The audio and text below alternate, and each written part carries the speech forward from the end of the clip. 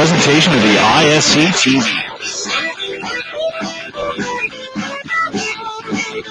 This is the 2011 ISC World Tournament.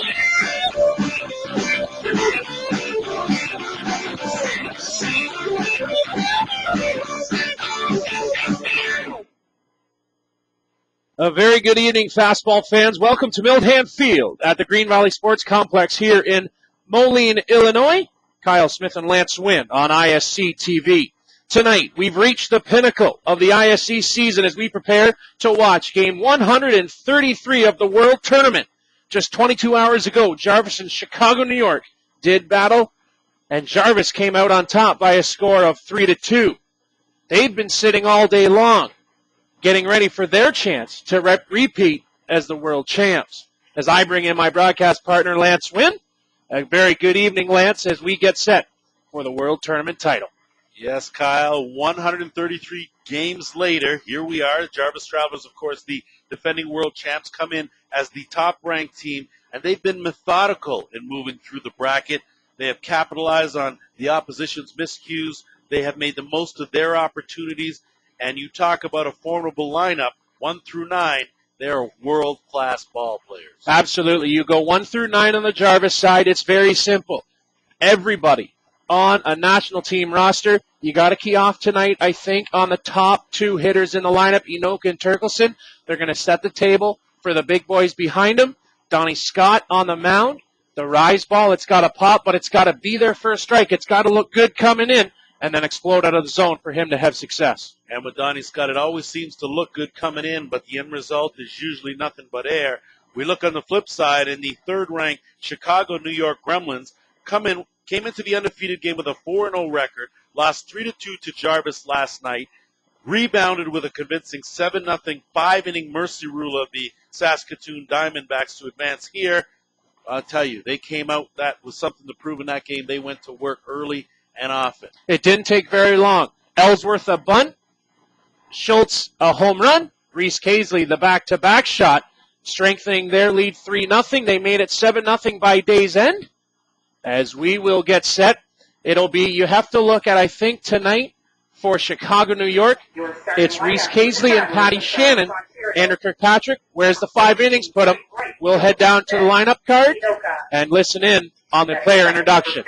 Playing center field, Freddie Turkelson. Batting third, number 27 at third base, Nick Shales. At first base, batting fourth, Brad Rona. Batting fifth and playing shortstop, number 5, Ian Berman. Batting sixth, designated player, number 22, Josh Hale. Batting seventh, playing left field, number 77, Ryan Wolf. At second base, Brendan Ford. Batting ninth and catching for the Travelers, number 8, Jason Sanford. And on the mound for Jarvis, Ontario, number 0, Scott.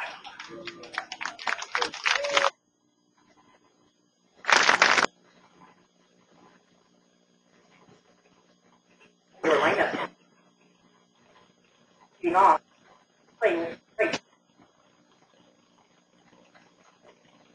Batting second. Todd Schultz. Third and playing second base, number 10, Reese Paisley. Batting fourth, catching for Chicago, New York, number 1, Pat Shannon. Batting fifth, playing first base, number 17, Sergio Mahone.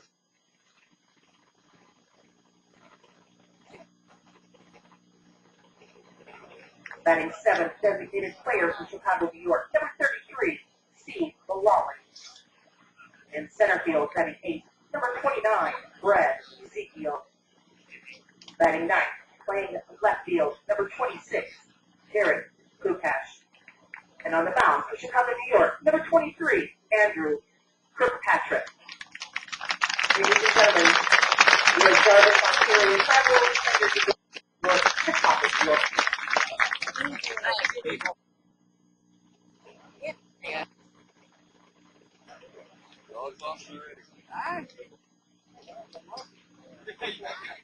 Ladies and gentlemen, if you'll please rise, remove your head coverings for the Canadian national anthem and then the United States national anthem.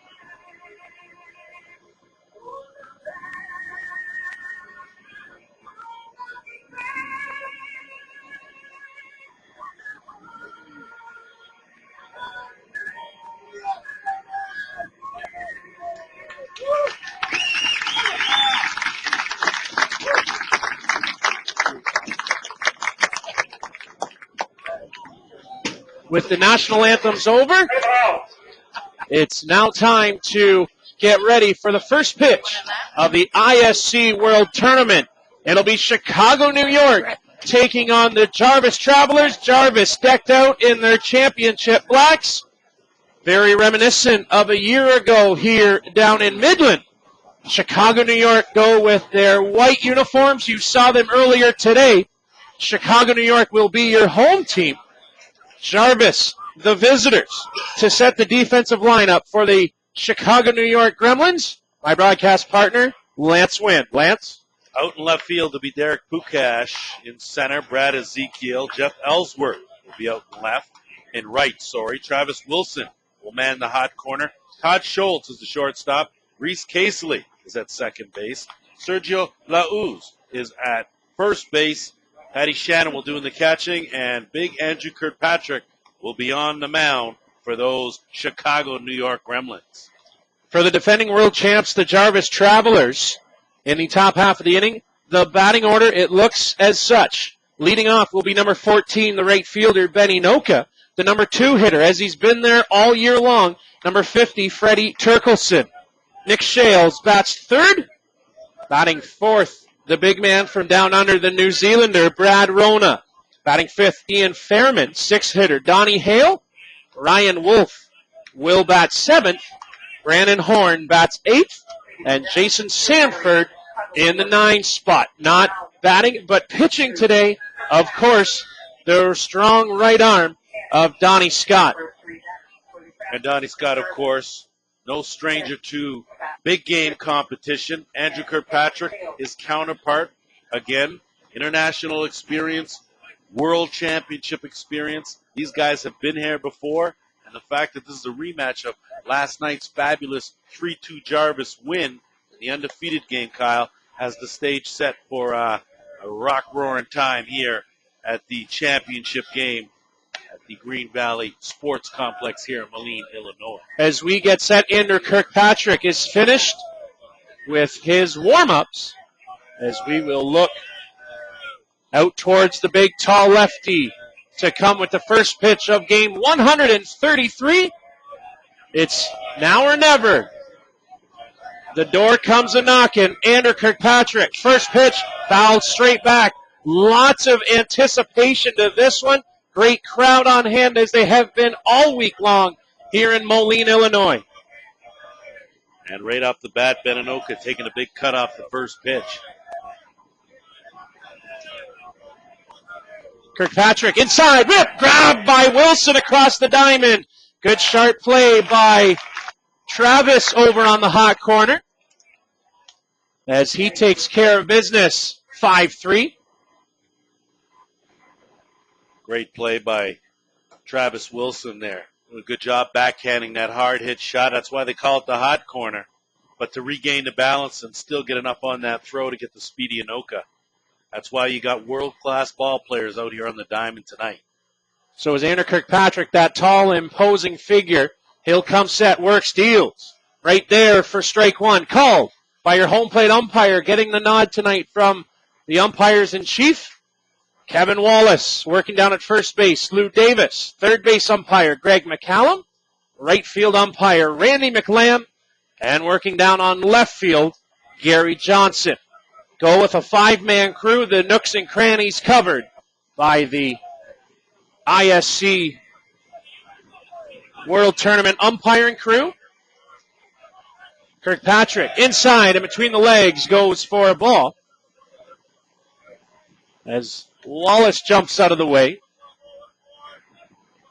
Kyle, one of the benefits of playing a 5-inning mercy game, you get a chance to rest your ace in Andrew Kirkpatrick. A good solid 3.5 hours between ball games. Little dribbler in a foul ball called on the play. So off Turkelson's foot before it rolled out towards the mound. But a good idea, the intensity. You see Kirkpatrick diving for that ball, even though it was initially halted. Well, he wants to win in the worst way, wants to get a title to add to his trophy case. As Andrew Now comes set with a big breath. 2-2 the count. One down in the inning. Kirkpatrick works and deals. Rise ball. That one fouled straight back. Keep the count at 2-2. Just underway here on ISC TV. Kyle Smith, Lance Wynn, and the rest of the broadcast crew. Glad you've chosen to spend a 133rd game with us here at the World Tournament. Swing and a miss. Outside drop ball by Kirkpatrick. Down on strikes goes Turkelson. 2 down in the inning. And you wonder, Kyle, if these Chicago New York Grumblins aren't able to carry over the momentum of that big 7-0 win earlier today right into this game, because Kirkpatrick looked sharp early on. Absolutely. Andrew on point this afternoon. It was a buzzsaw through the Saskatoon Diamondbacks. Swung on and lifted up and out of play down on the right side. It was a 7-0 drubbing of the Diamondbacks this afternoon. Before we knew what was going on, it was already 3-0. Kirkpatrick sets, fires. Down and away to the number 3 man, Nicky Shales. Shales, the MV player last year at this tournament. So he looks to turn on one. Inside corner. Goes for a ball. Take the count now at 2 balls and 1 strike. Here on Saturday night, prime time, under the lights, here in Moline. Andrew Kirkpatrick, the lean back, drive forward, down and away for ball 3. 3-1 the count to possibly one of the most dangerous hitters in the game right now, Nick Shales. Although a little drag to his stride this week. That'll go for ball 4. So Shales issued the free pass, our first base runner of the evening. As Shales trots down to first, Brad Rona now comes to the plate. And what Jarvis has been able to do throughout this week is to cash in base runners. They've been outstanding at doing that. And they'll need to do that if they're going to come away with their second consecutive Carol Forbes Memorial Trophy. Now is Andrew. Runner at first, see what we do here. Here comes the pitch. Driven right back up through the middle. It'll be Ezekiel coming into second, round into third. Goes Nick Shales. First to third goes Shales, off and moving on the hit. Single for Rona. Runners on the corners with 2 down here in the top half of the first inning. Rona certainly hasn't had a lot of hits and not batting for a high average during this tournament. He's actually only hitting .273, but he appears to be delivering at the right times, Kyle. He just seems to be the man, right place, right time to cash in big runs.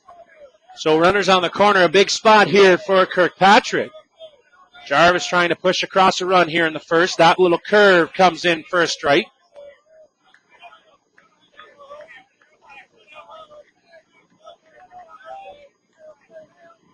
Of course, Ian Fearman with it started off this tournament slow, but he's picked it up.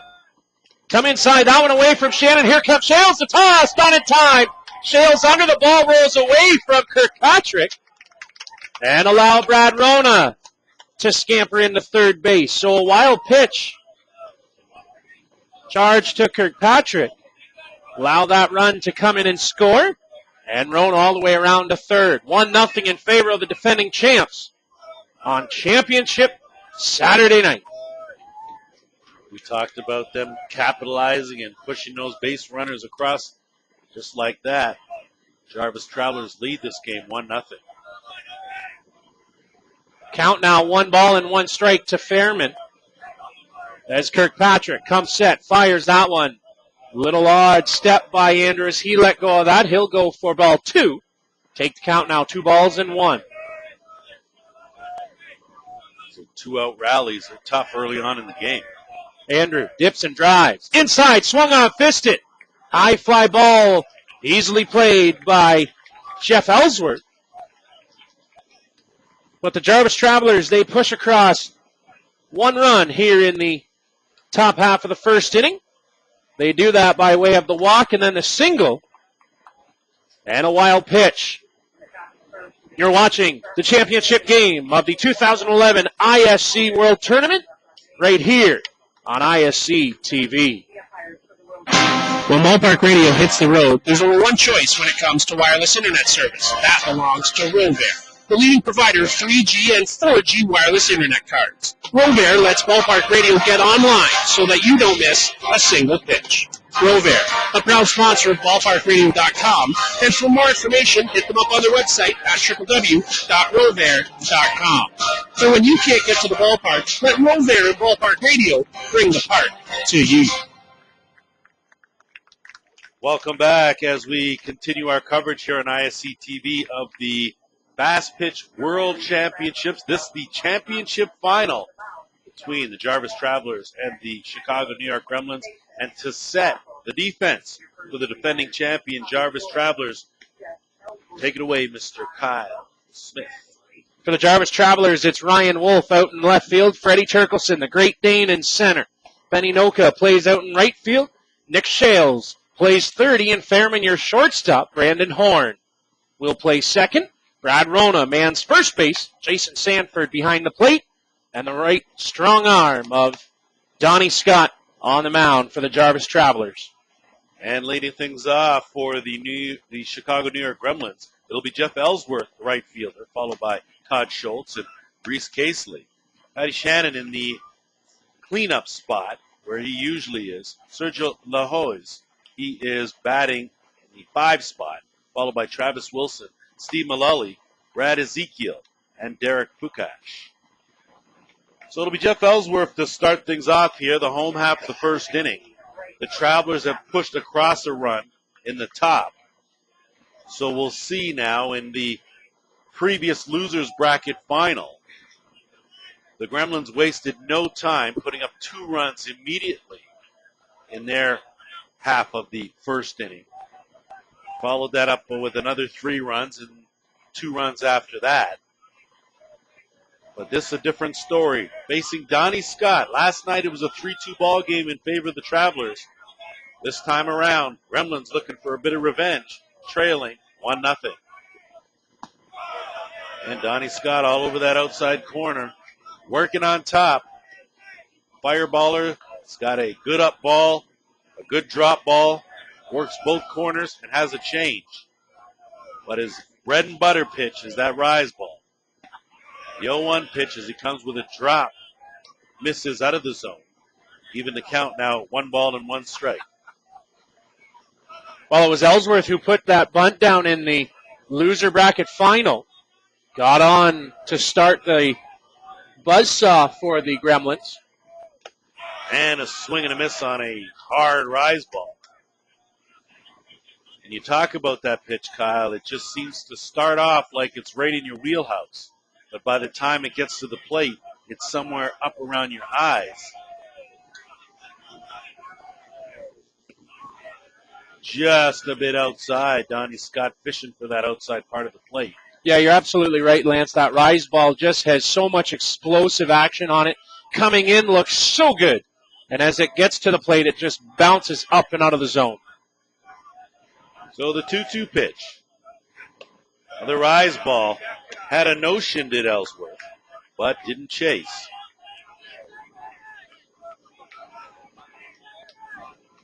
So the count now full, 3 balls and 2 strikes to the leadoff man, Jeff Ellsworth. And that's a called strike. Ellsworth headed down to first base. Will change direction, say a few words to Kevin Wallace, the home plate umpire, as he makes his way to the dugout. So turn that K backwards and send Todd Schultz up to the plate. Good pitch by Donnie Scott. Picks that corner, and as we talked about through the week, that right side corner has been there night in, night out, day in, day out for all the pitchers here this week from the Blue Crew.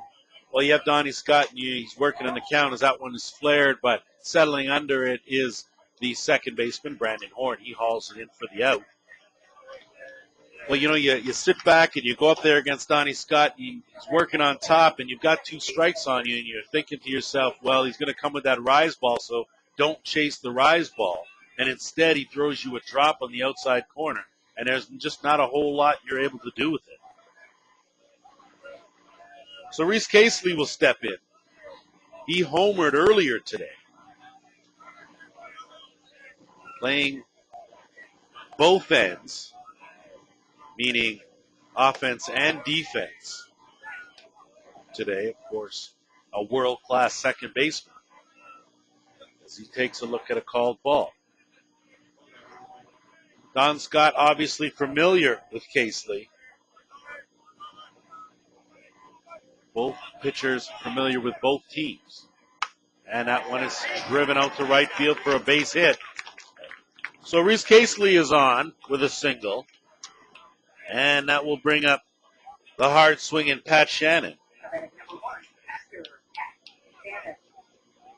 Well, it was with 2 outs when Jarvis started the attack in the top half of this inning. Now see what Patty Shannon can do. He launched one in the loser bracket final. Down on the left field side. Towering drive.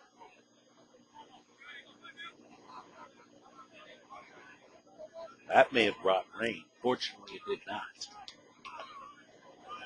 So Donnie Scott now working to Patty Shannon with the visibly wide open stance and a big swing and foul back. He's actually got his left foot on the outside of the batter's box on the right side.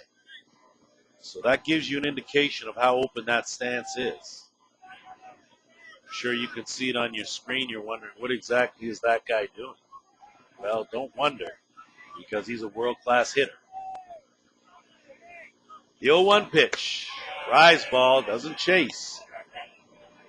Count even now at a ball and a strike. You know, Lance, you talk about that batting stance. We had Paul Walford up here with us last night, and he really couldn't even describe it to us. So it's one of a kind. It's one of his own. It is Pat Shannon's batting stance. It's been successful. It's not broken. Don't fix it. Big swing and a miss there. And, of course, Pat Shannon and Don Scott teammates for quite some time with the Kitchener River Shark Twins.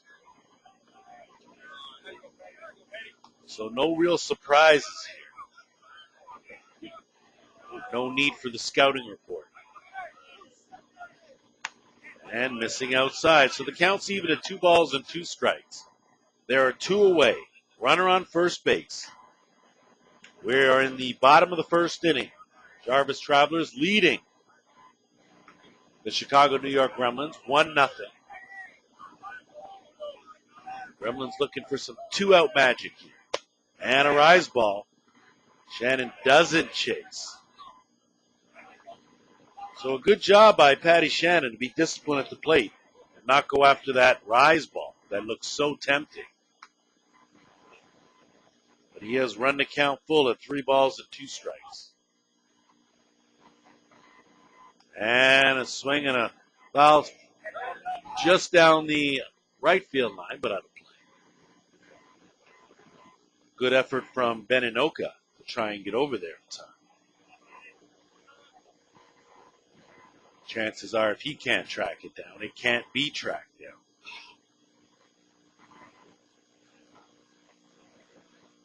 So a new baseball issue to Don Scott, and of course between himself and Jason Sanford, looking for a ball with less shine and a little more dirt. No pitcher likes those shiny balls. They tend to fly a lot further. So the 3-2 pitch, and time is called.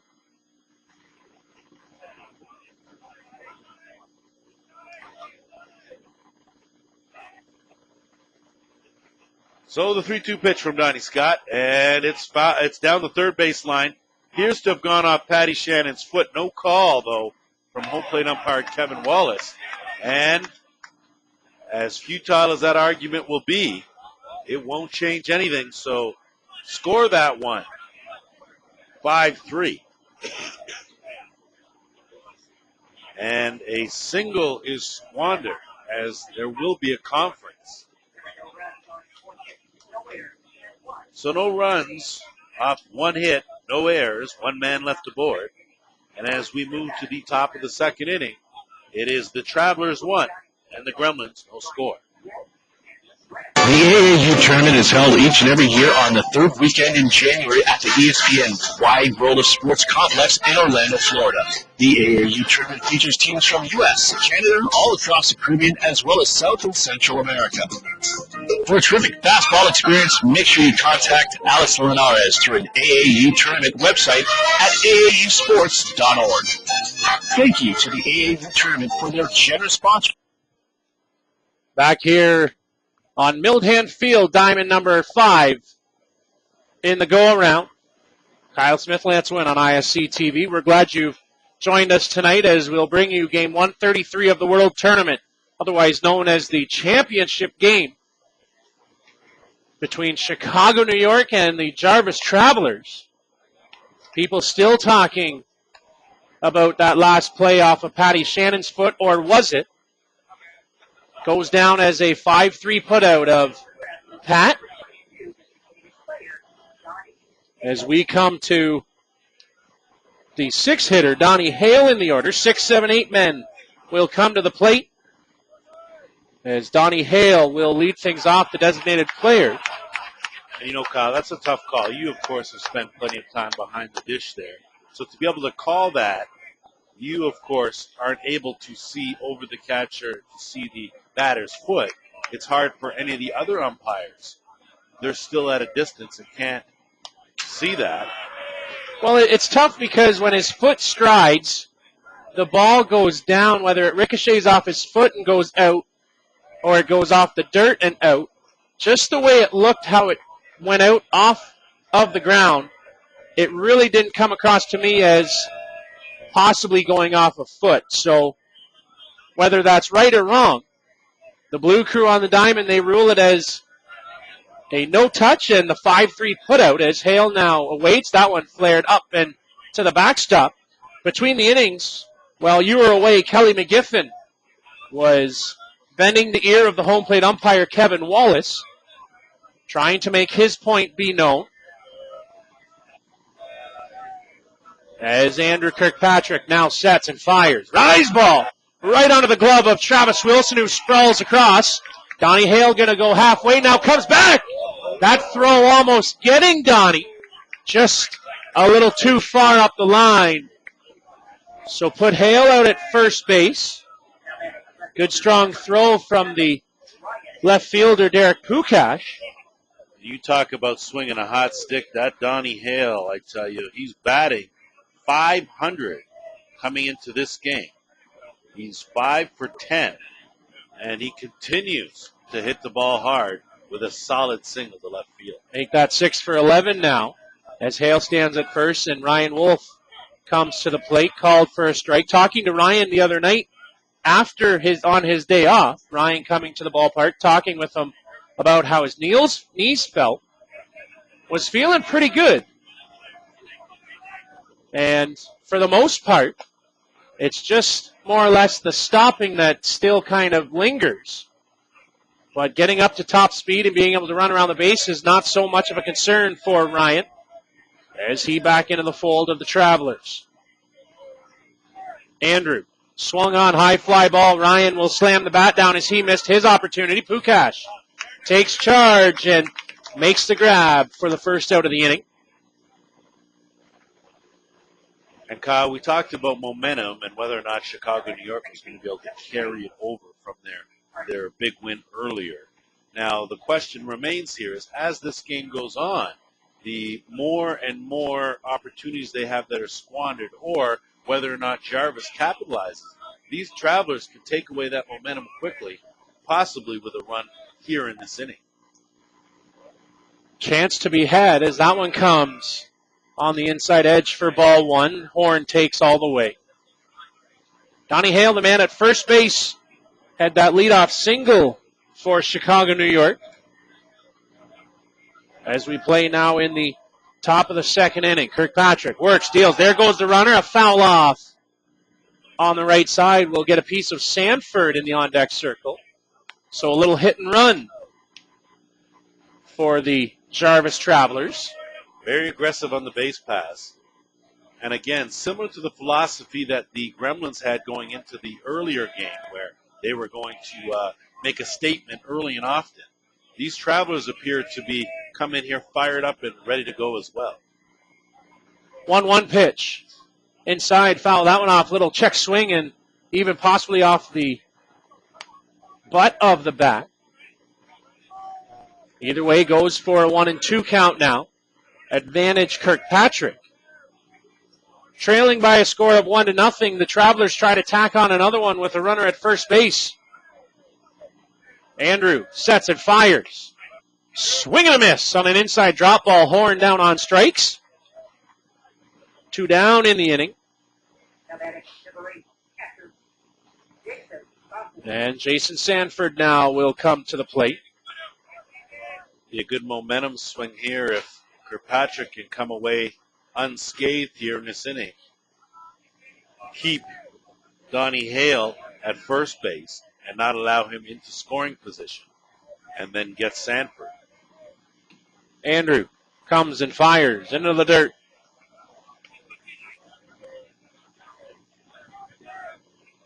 This is the batter you want to get. Number 9 in the order. Don't want to turn things over for the top half with Enoka and Turkelson standing there. With Donnie Hale on the base paths. That one goes for strike 1. 1-1 the count. You can bet Kirkpatrick is well aware of that.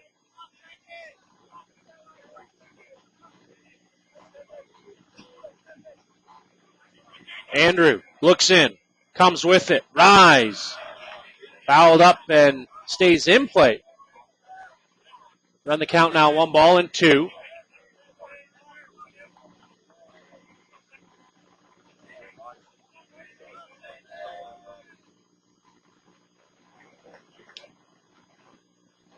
As Andrew looks towards home plate, he'll come set.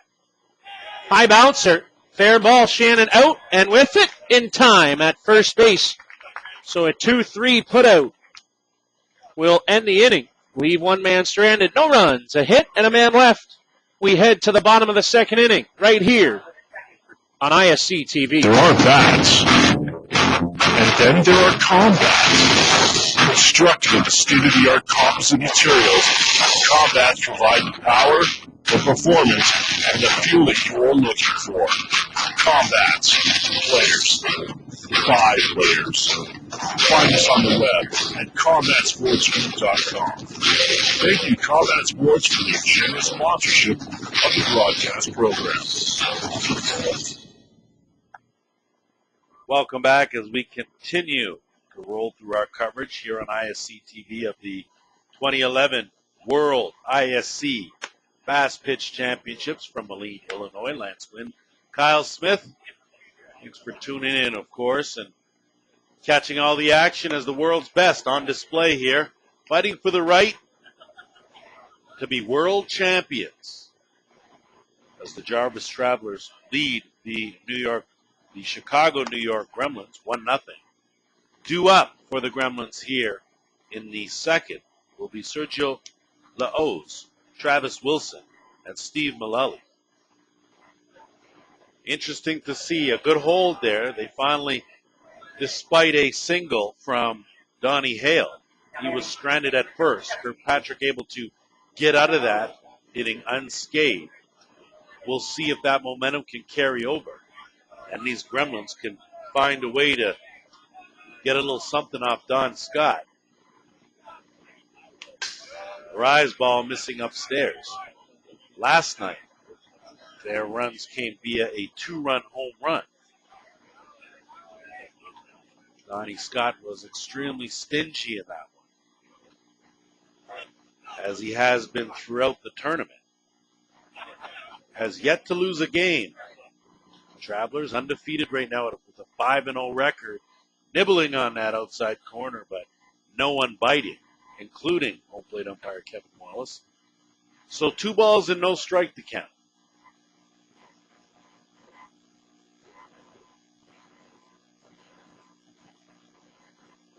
And that pitch fouled right back.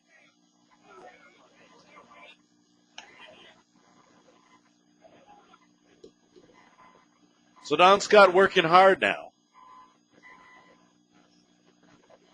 The O's steps back in the batter's box. The 2-1 count.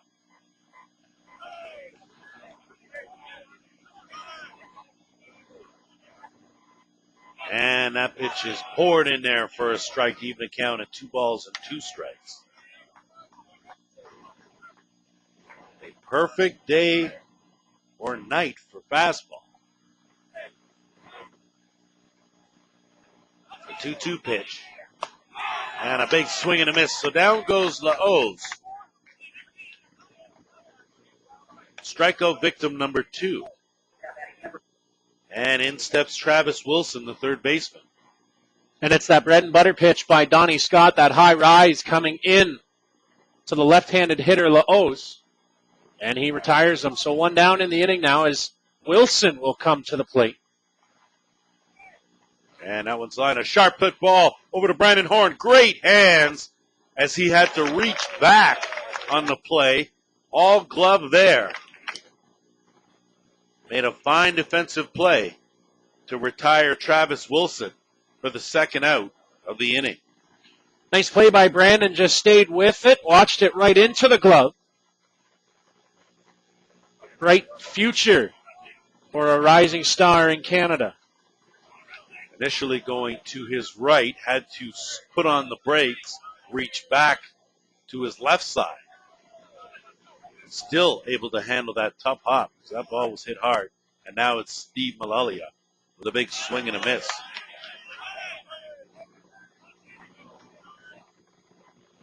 Malalia, of course, with home run power.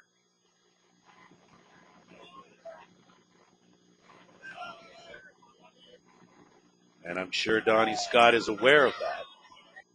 Still working on top, though. No balls and a strike. And that pitch splits the plate to run the count to no balls and 2 strikes. Mullally certainly not happy with that call.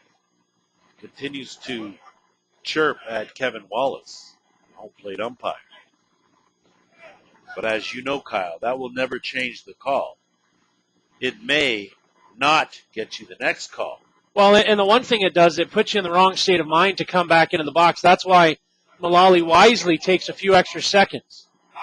And a swing and a miss. So that is it for the Gremlins here in the bottom of the second inning. They go down 1-2-3. No hits, no runs, no errors. No men left aboard. And after 2 complete, the score. Jarvis Travelers 1. The Gremlins scoreless. Ever had the toe in your cleats wear out from the constant dragging in your pitching motion? Then you haven't heard of Tough Toe, a one-time garage business that has become the biggest name in pitching toe business. Providing 3 times the life to your cleats, everyone from the major leagues to Olympic athletes use Tough Toe. Even the shoe giant Nike gives a check mark of approval. Tough Toe. Your shoes will give in before your tough toe does. For more information, drag your toe to www.toughtoesports.com. Tough Toe, a proud sponsor of the broadcast program. Welcome back inside as you look at the scoreboard on Milham Field. 1-0 in favor of the visiting team, the defending champs, the Jarvis Travelers. As we head to the top of the order, it will be 1, 2, 3. Enoka, Turkelson, and Shales due up. As Andrew Kirkpatrick right back to work comes with it. Called for a strike by the home plate umpire. Kevin Wallace gets the nod tonight for the championship game. As Andrew Kirkpatrick comes inside, and that one off the glove. Casely sort of nonchalanted it, and it just kept rising. An error given to Casely. Just a bit too casual on that play, Kyle. It was a hard hit ball, and I think he thought it was hit directly at him. But I think it had a little more velocity on it than he thought, and ended up going off the webbing of his glove. Well, it just kept climbing, just sort of took off, and as it made its way to Casely, just sort of kept going, went off the glove into right field, and put a runner out at first base. So Freddie Turkelson now, see what we do. Small ball possibly on the order. There's the bunt. Get it down. Good job. Wilson goes the short way to first. Casely covering for the first out. Good sacrifice by Freddie. He gets the job done. Now Nick Shales will come to the plate, runner in scoring position. That second run could be monumental here early in this one in the third inning, as they try to win their second title in as many years do the Jarvis Travelers. Big test right here for these Gremlins.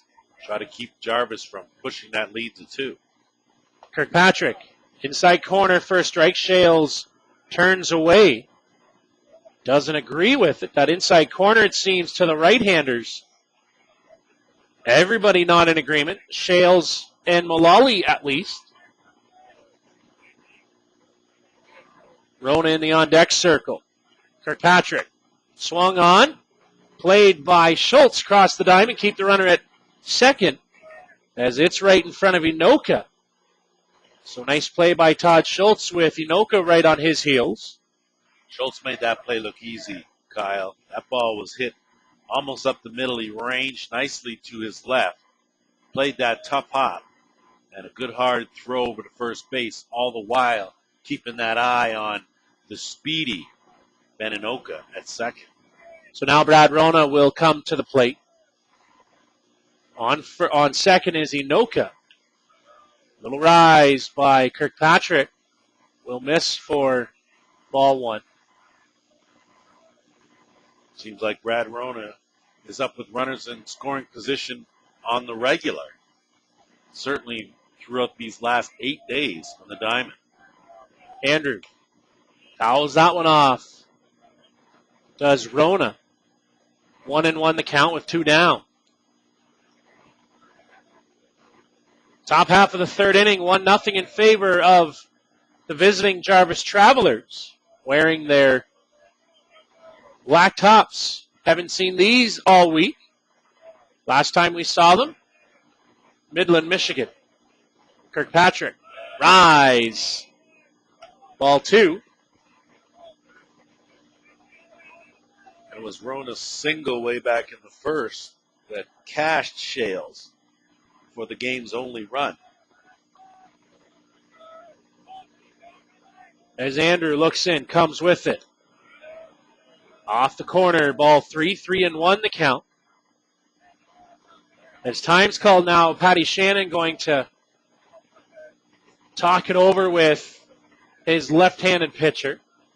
It's a short conversation between Shannon and Kirkpatrick. Little pat on the back as the count goes 3-1.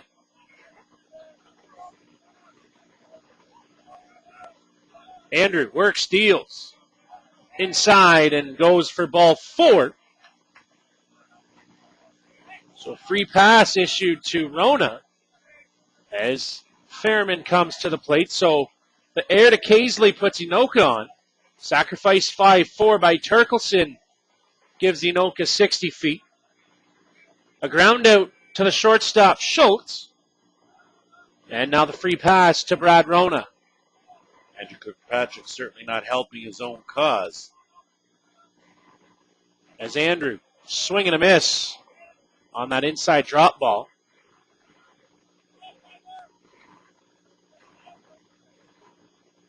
Merriman certainly took a big cut at that one, Kyle. Now as he looks out towards the Aussie hurler, sets and fires. Swing and a miss on the high rise. Ian swings right through it. 0-2 the count with 2 down. 2 runners on, first and second occupied. Nowhere to put Ian Fairman.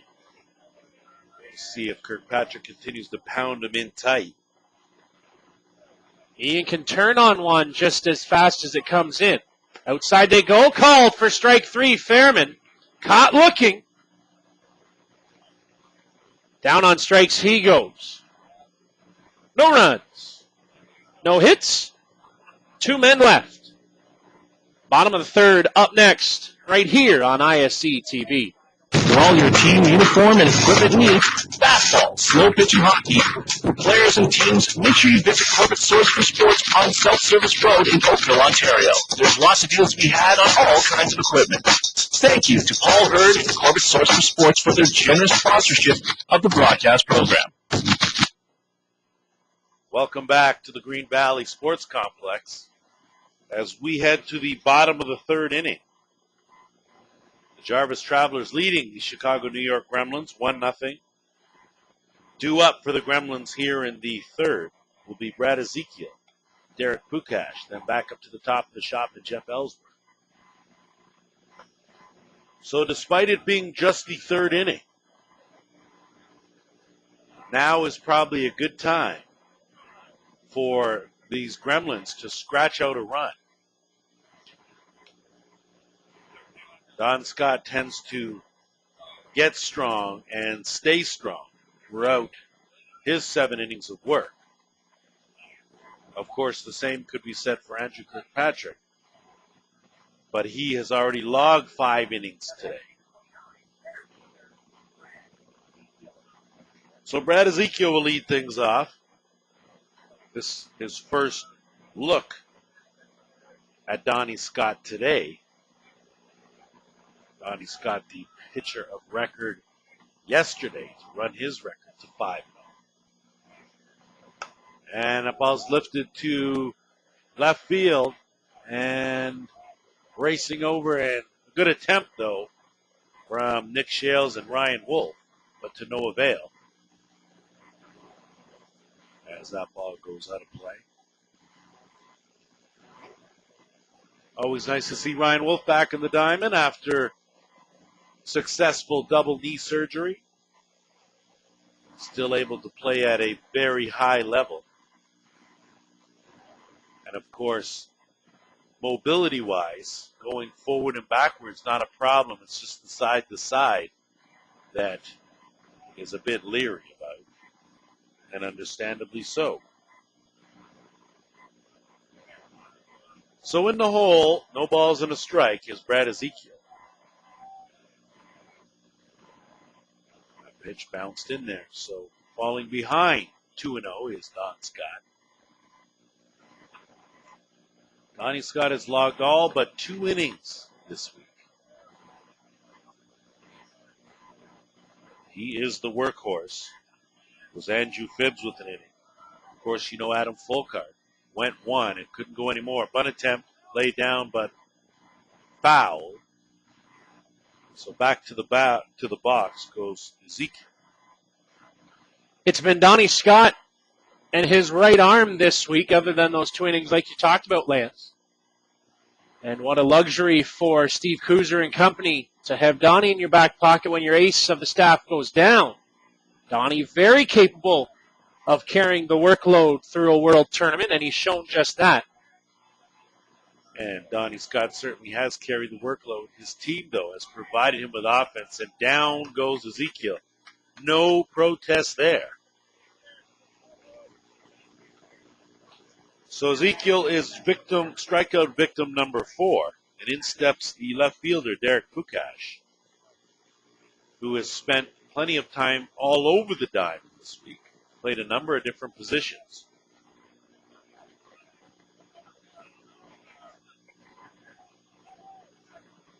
And that ball lifted into right field.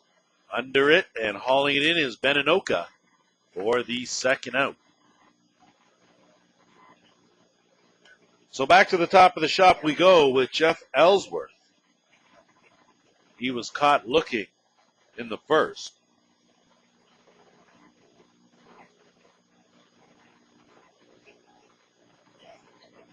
And Elsie would like to atone for that. Elsie had a home run the other night coming in, though he missed the first game of the weekend. 200 on the week. You can improve that after his performance this afternoon.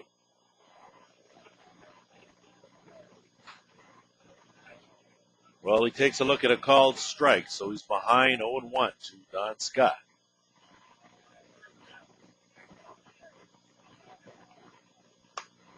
And that one is fouled down the left field line, but settling under it is Ryan Wolf, and he makes the grab.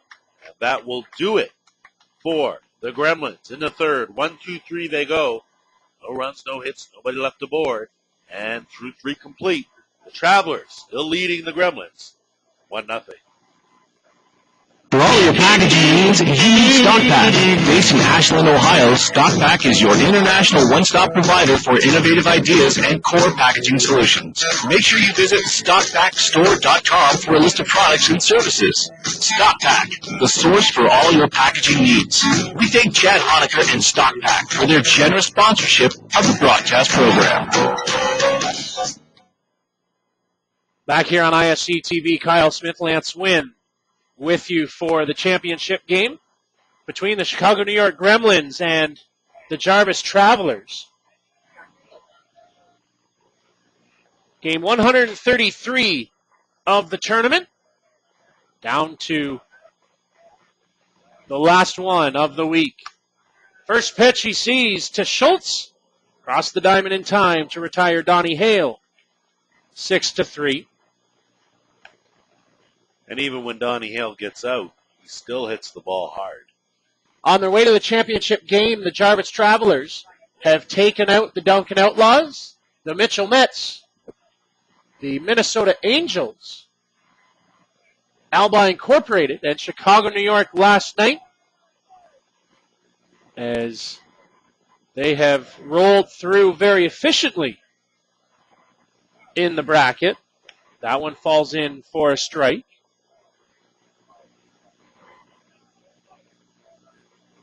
And Kyle, they have been very efficient. That one lifted up and down the line. Wilson comes over, checks the fence, no play as it goes off of the Gremlins dugout. Only giving up 4 runs through the week, while putting up a heck of a lot more than that.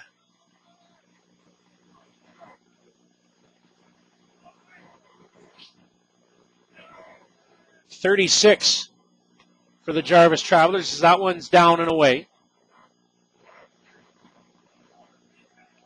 It's not a bad ratio. That'll get you a 5-0 record at the very least. As Andrew Kirkpatrick, little dribbler up the line. Is it going to stay fair? It is, as it bows to the right side. Ryan Wolf puts top right-hand English on the ball and stays in play. And we'll see if we get a pinch runner here.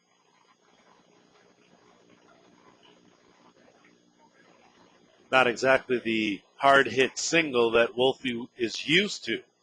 But at this stage and with the magnitude of this game, I'm sure he'll take it. And there is the pinch runner, Patty Graham, as he comes in to run for Ryan. So Pat Graham will come into the ball game and will pinch run for Ryan Wolf.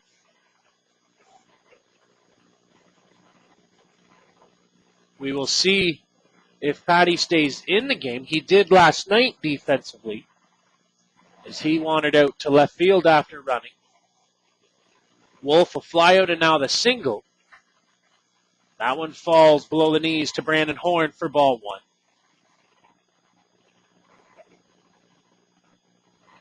Lots of movement on the infield from the Chicago, New York Gremlins.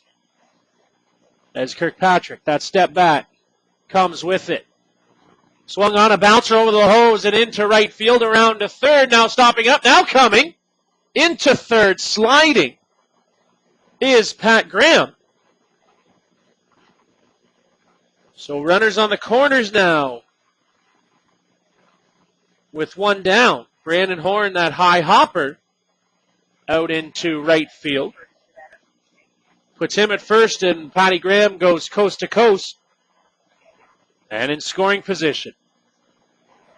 Got to figure here that these Gremlins have to do everything they can to put an end to this rally. They've dodged a bullet the last couple of innings. But these Travelers just continue to press offensively. This, of course, being the bottom of the order. But when you talk about the Travelers, there is no real bottom of the order. No, absolutely not, Lance. When you look at the order, it's tough top to bottom, as is the Gremlins lineup. No breaks for either pitcher tonight, as that one falls down and away. As Kirkpatrick now works into trouble for the third time tonight, in the first and the third and now the fourth, with 2 runners on base, 1 down in the inning. As Andrew sets and fires. Fisted off and fouled at the plate.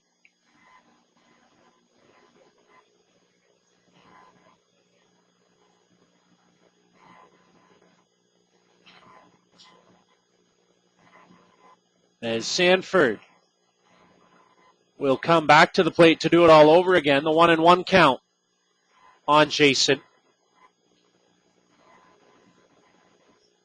Straight up away in the outfield are Pukash, Ezekiel, and Ellsworth. It's Wilson, Schultz, Casely, and LaHose on the infield. Kirkpatrick, swing and a miss. Got a piece of it, but squeezed by Pat Shannon. This will be a big out here for Kirkpatrick. He certainly wants this batter right here, right now. 1-2, and we'll have a discussion out at the mound between middle infielders and Kirkpatrick, trying to figure out game plans should Horn take off running. Not sure if maybe Andrew came down a bit awkwardly on his landing. Wanted to make sure that he was okay. As Andrew, glove to the side, drives forward. Called, strike 3. Down on strikes goes Sanford looking. Big strikeout for Kirkpatrick.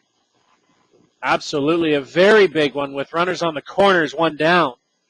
Now 2 out, and the top of the order comes to the plate. Reese Casely comes in and has a word for the left-hander. Kirkpatrick works outside, falling away and almost to the ground as he let that go. This could be a very pivotal part to this game here, Kyle. A single and Jarvis goes up. You get the out, and the Gremlins dodge another bullet. That one misses for ball 2, so 2-0 in favor of Inoka. As Kirkpatrick on the mound trying to fight his way out of this 4th inning jam. Andrew works. Down and away, ball 3. Now you can start to see him labor a little bit in between pitches. It's taking just a little bit more time.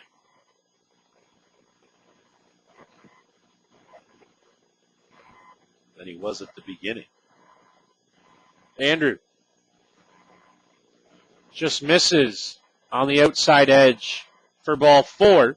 So load the bases as Ben Inoka finds his way to first.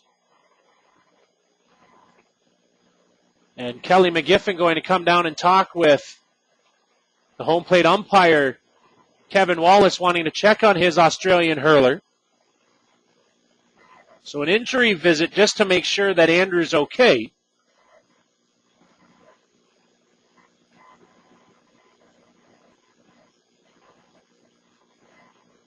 Letting Steve Kuzer know that it's not a charge conference. So load him up for the Great Dane.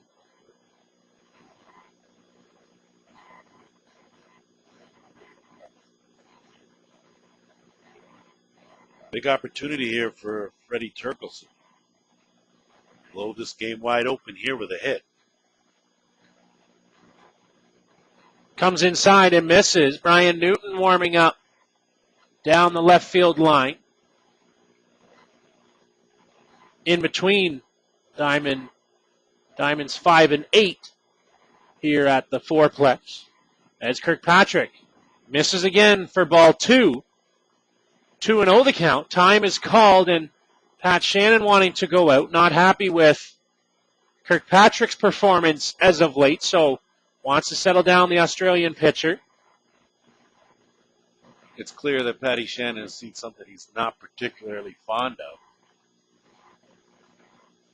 To go out there for another conference after just 1 pitch, you have to figure that they're concerned about something.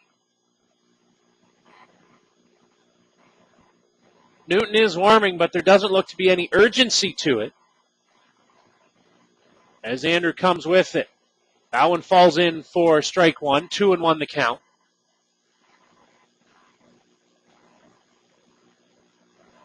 Andrew drops that hand on the chalk line of the pitcher's circle. Trying to dry his left hand. As Kirkpatrick, little curve, comes around and bites the plate for a 2-2 count.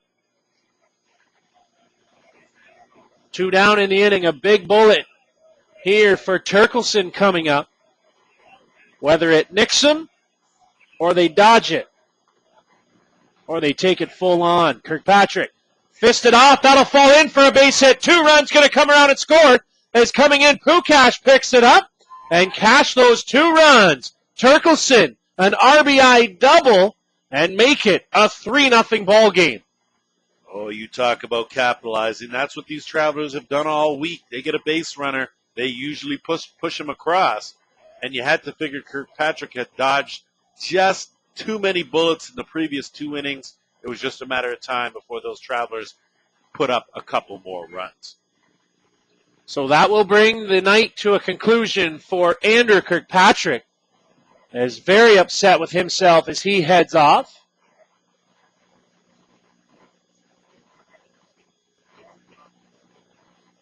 So Brian Newton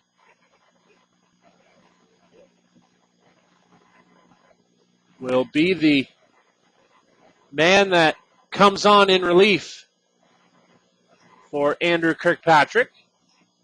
Quite amazing when you look at this Jarvis team.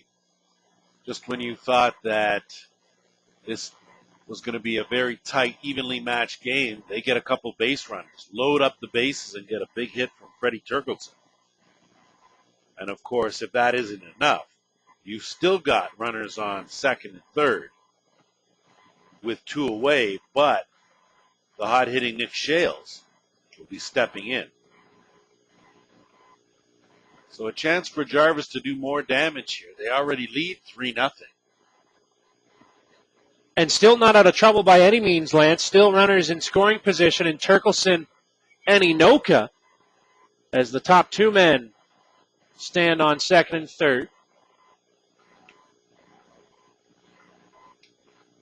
Of course, as we can see just over the horizon, the storm clouds appear to be rolling on in. Hopefully they just stay away for 3.5 more innings. And, of course, we haven't seen very much of Newton this week. It's been Andrew Kirkpatrick that has logged the majority of the innings. Similar to Don Scott on the other side. So the idea is to win your games, you play fewer games, and you are able to keep it down to 1 game a day as the umbrellas start popping up.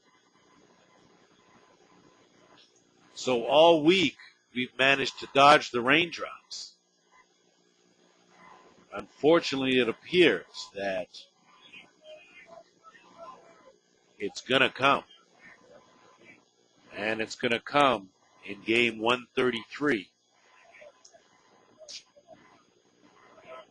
So back to work. Here comes Brian Newton. Swing and a miss. It is starting to sprinkle out on the diamond with a passing shower earlier on this week. It lasted all of 25 raindrops. Now as it starts to come down a little bit harder, we can see it up in the lights for strike 2. No balls and 2 strikes. It is a large rain cell looming over top of the Quad Cities. Hopefully it doesn't drop a lot on us as that one fouled off and out of play.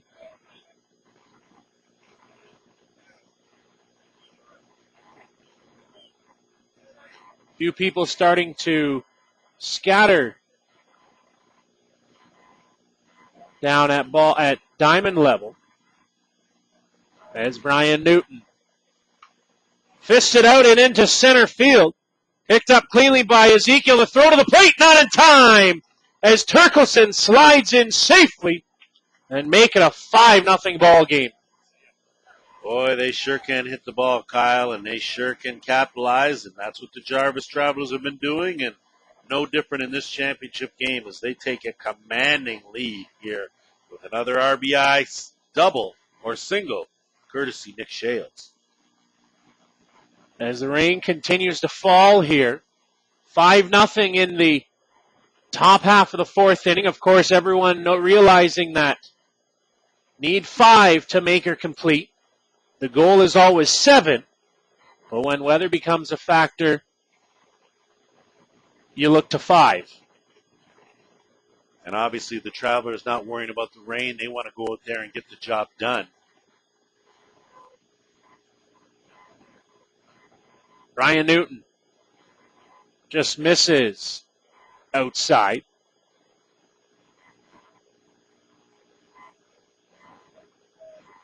So what started off as a harmless inning, Kyle, has turned into quite a rally for these Travelers. Well, retire the first man, Hale, 6-3. Back-to-back singles, a strikeout. As throw down, and in time. Hard shot by Patty Shannon, picked him dead. As Shales gunned down 2-6, ends the inning, but push across 4 runs on 4 hits. There were no errors and no men left. You're watching the ISC World Championship game on ISC TV. Patriot Technologies is the trusted go-to source for comprehensive IT security solutions. Patriot's products and services include security tools, professional services, and security appliance manufacturing to ensure the confidentiality, integrity, and the availability of your corporate data. Patriot Technologies is a proud fast response, and we thank Patriot for their generous sponsorship of the broadcast program. Welcome back to the Green Valley Sports Complex. Lance Wynn, Kyle Smith. Jarvis Travelers with 4 runs in the top of the 4th inning. They lead this game 5-0 as the rain has begun. Still able to play, of course. So the forecast is it's not about to stop anytime soon, but hopefully the lightning holds off and there is no initial downpour. So time for the Gremlins to get something going, anything. It'll be Todd Schultz, Reese Casely, and Pat Shannon due up here in the home half of the 4th inning.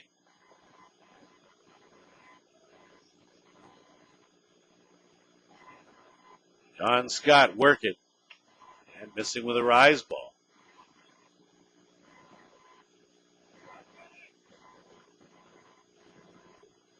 So these Travelers continue to mow them down, cashing in runners. Their offense, as that pitch is fouled out of play, their offense has been potent throughout their 5 previous games, and they've continued that here in the final. The Gremlins did this exact same thing to the Diamondbacks earlier today. As that pitch is lifted out to left field, settling under it is Ryan Wolf. No, that is that Patty Graham still out. So Patty Graham has come in to take over for Wolf. Score that one F7 and bring up Reese Casely. And you have to ask yourself, if Casely makes the play on that line drive and gets the out, doesn't allow the leadoff man, does that lead to a big inning? But of course, what ifs are part of this game. Scott to Casely and a changeup. Grounded foul down the first baseline. Lance, for those of you wondering, it was 1971. The final night was washed out by 7 inches of rain with 3 teams left. The undefeated Nighthawks were declared champions, and the other 2 teams named co-runners-up. And you look to 1971. It was in Tulsa, Oklahoma, Long Beach Nighthawks, Latoptia, El Paso, Texas, and Spencer's Sporting Goods from Englewood, Colorado, and Lux Club from Dubuque, Iowa. 1, 2, 3, 4. So Case leading the hole, no balls and 2 strikes. He would love to get on base.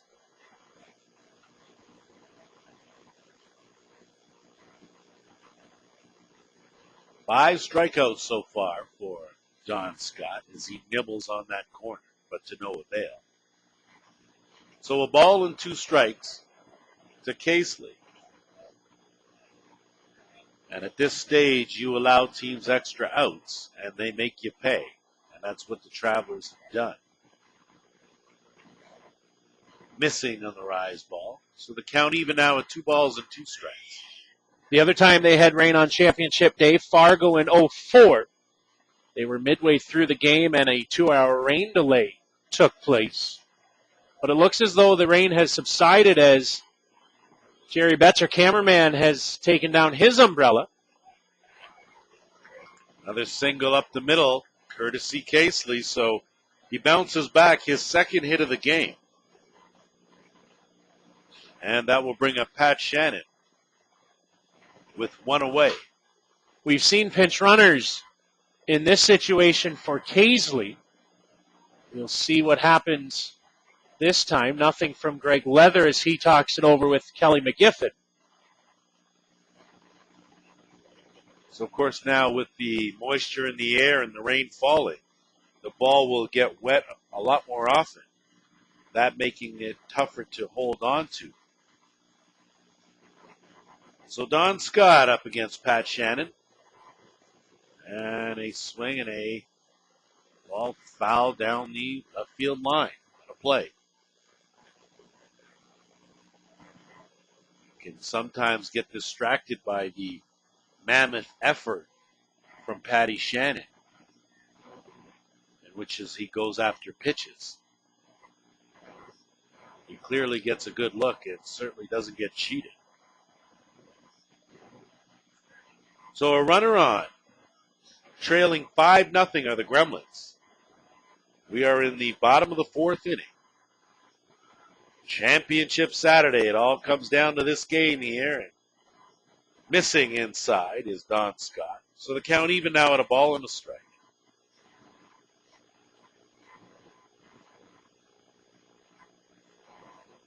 Of course, Jarvis looking to repeat as world champions. Chicago, New York trying to do their best as they check down and no, he didn't go around.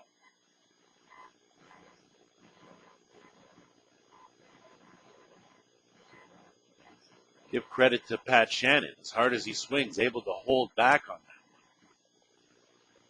So the count now 2-1. And that one is flared to short. Fearman over to second for the out. Over to first, but not in time to complete the double play. Good slide by Casely. So he's off the base paths. Patty Shannon. Reach on the fielder's choice. And in will step Sergio Lauz, or Laoz. He struck out in his previous at-bat. So with a runner on, the Gremlins looking for something, anything. Still haven't been able to solve Don Scott. And a big swing and a miss. Strike 1. Well, it was that rise ball up and in. The last time that Lowe's came to the plate, that took him down on strikes. And that was the first pitch he got here in this at-bat. And nibbling on the outside part of the plate. So the count even at a ball and a strike. There are 2 away. The Travelers have been tough, real tough. The Gremlins a little sluggish at this point. Still looking for their first run of the game. And that pitch is in there for a called strike.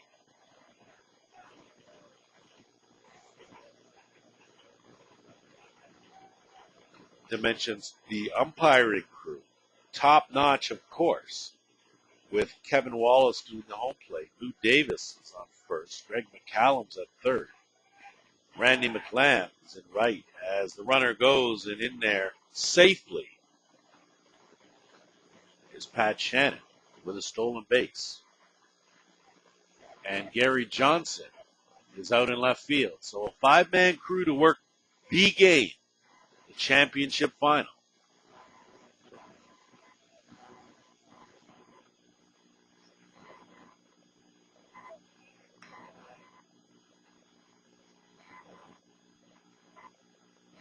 So the O's now with a 2-2 count and a runner in scoring position. 2 away.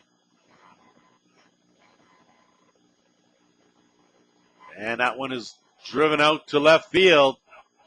And slipping on the play is Patty Graham. That's going to allow a run to come in, racing around. And into third base is Laoz with a stand-up triple. And you can put the first run on the board as Patty Shannon scores. And the Gremlins are on the board now, trailing 5-1. Well, a good job right there. Laoz just goes with that pitch, puts it down the left side, and unfortunately for Patty Graham, slipping on the wet surface and allowing that ball to get by him. So Laoz stamps into third base with the stand-up triple. And make this 5-1 now as Chicago, New York try to reply in kind. So that'll bring up Travis Wilson, grounded out in his first at-bat. That's a big run here. If they can cash it, these Gremlins will be back in the ballgame. So Don Scott certainly did his job, got the fly ball. Unfortunately, Patty Graham wasn't able to track it down. That allowed a run to score. And Shannon and Laoz to end up on third base. So that pitch in there for a strike. Count even now at a ball and a strike.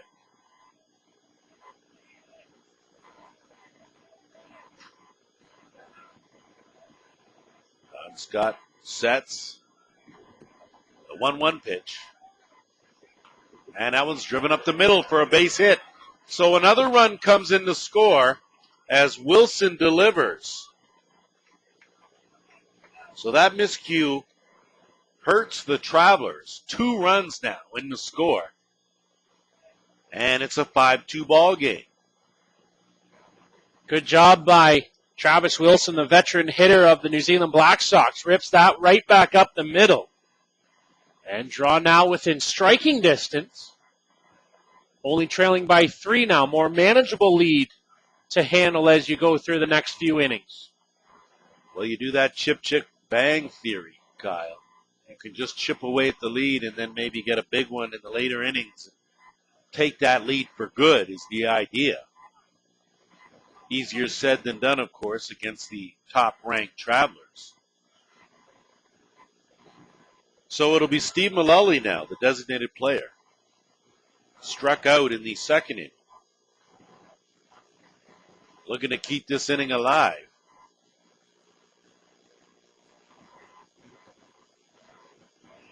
Or even better, find a gap somewhere.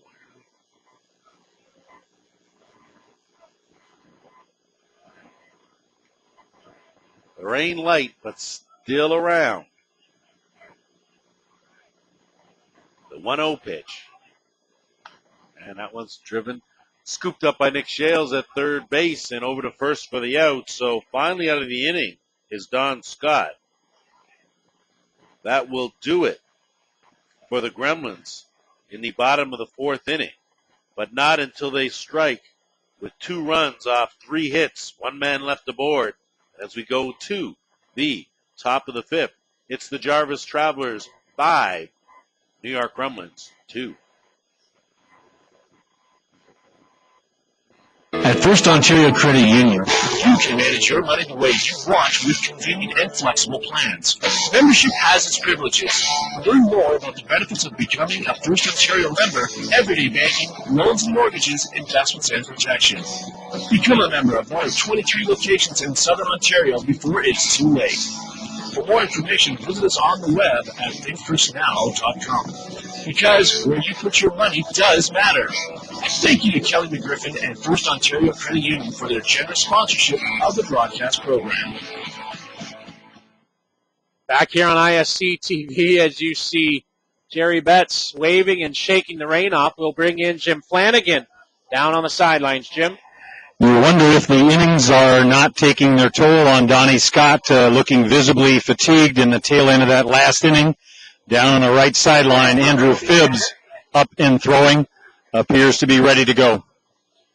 Well, we saw Phibbsy come in late in the game last year, and Phibbs was somewhat of a hero, so to speak. So as we work on, we'll see how that transpires. Inside corner for a strike. Phibbs only thrown one inning this week, but could be called upon one more time in the title game here of the ISC World Tournament.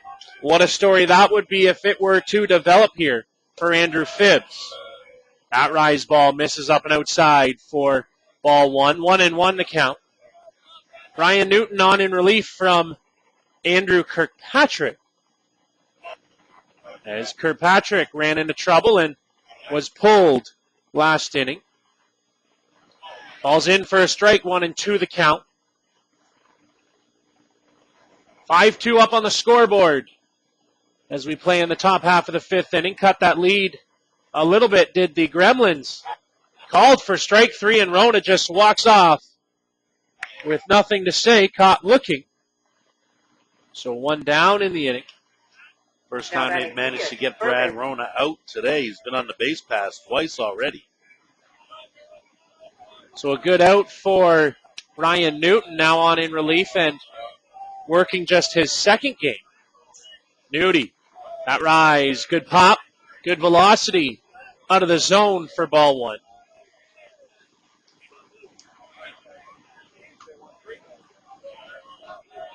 As Newton called for a strike on that outside edge. Been there all week long from the umpiring crew. Newton quickly offers that one, a 44.5-foot pitch. Bounces past Shannon. Now run the count, 2 balls and 1 strike. For the Jarvis Travelers, now it's your turn to reply and rebuild your lead here in the top half of the inning. Good chance with Fairman, Hale, and Wolf or Patty Graham coming. Ripped and caught by Sergio Laoz at first base. Right on the screws was Fairman. 2 down in the inning. Tough break for Fairman. It was certainly a hard hit ball.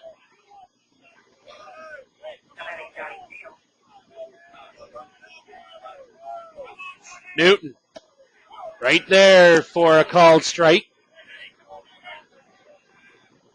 Kyle Smith and Lance Wynn on ISC TV. Glad you've spent your time with us. That one goes for a ball. Shannon shaking his head. Newton a little extra look towards the plate. I think they both wanted that pitch, wondering where it was.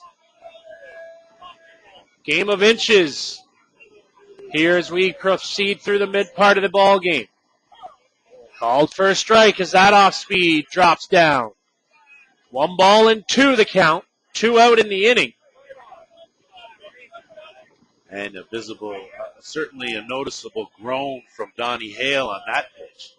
Newton sets, deals, ripped and fouled, lifted out of play. Right on that outside pitch. You gotta like Donnie. Of course, Donnie Hale with the old school throwback, striped socks, high pants. Called strike 3. Hale thought it was a ball. Wallace disagrees. Punches him out, caught looking. A 3 up and down inning for the first time tonight for Chicago, New York. See if they can build on that one as we head to the bottom of the 5th. You're watching the ISC World Championship game on ISC TV. When Ballpark Radio hits the road, there's only one choice when it comes to wireless internet service. That belongs to Rovair, the leading provider of 3G and 4G wireless internet cards. Rovair lets Ballpark Radio get online so that you don't miss a single pitch. Rovair, a proud sponsor of ballparkradio.com, and for more information, hit them up on their website at www.rovair.com. So when you can't get to the ballpark, let Rovair and Ballpark Radio bring the park to you. Welcome back. As you see our scoreboard, 5-2 in favor of the defending champion Jarvis Travelers. Lance Wynn, Kyle Smith here. Glad you've decided to join us as we mosey on through the final game Now batting Brad. on this 133-game schedule. The winner of this game, of course, will be crowned the world champion. Jarvis trying to do it back-to-back years. The Gremlins, of course, trying to get on the board. Due up for the Gremlins here in the fifth inning will be Ezekiel Bukash, and back to the top is Jeff Ellsworth. So Ezekiel here up looking for a lead-off something. They put up 2 runs on the board last inning to chip away and cut the deficit to 3, as Donnie Scott's all over that outside. So the count even at 1-1. Important that they can continue with the momentum and possibly push across another one. Big cut from Ezekiel. Fouls it straight back. Ezekiel got caught looking in the third.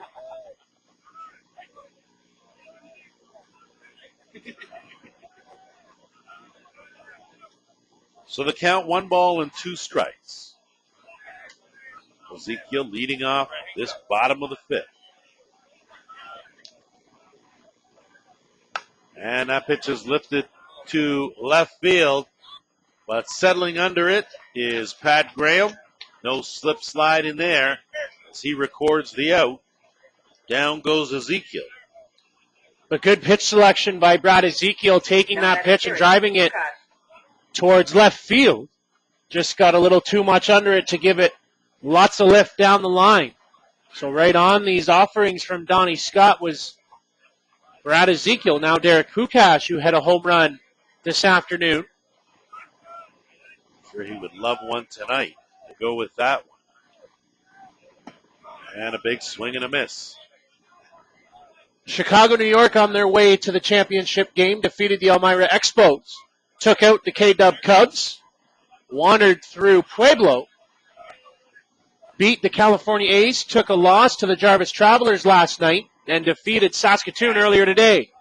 But it's flared, but just fouled down the right field line.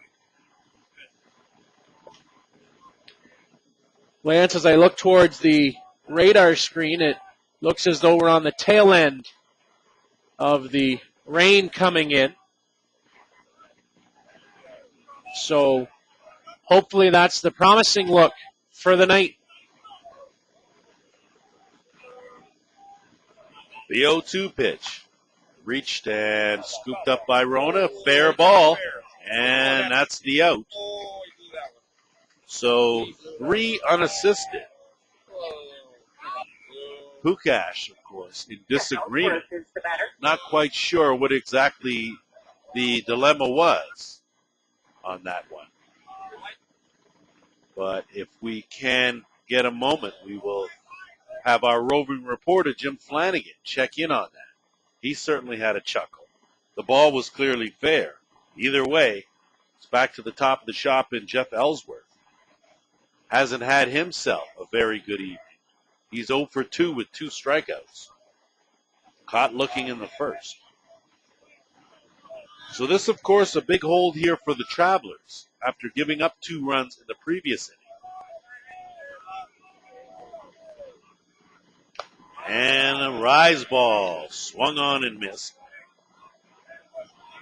So maybe fatigue appeared to be an issue, but Don Scott has found his second win here.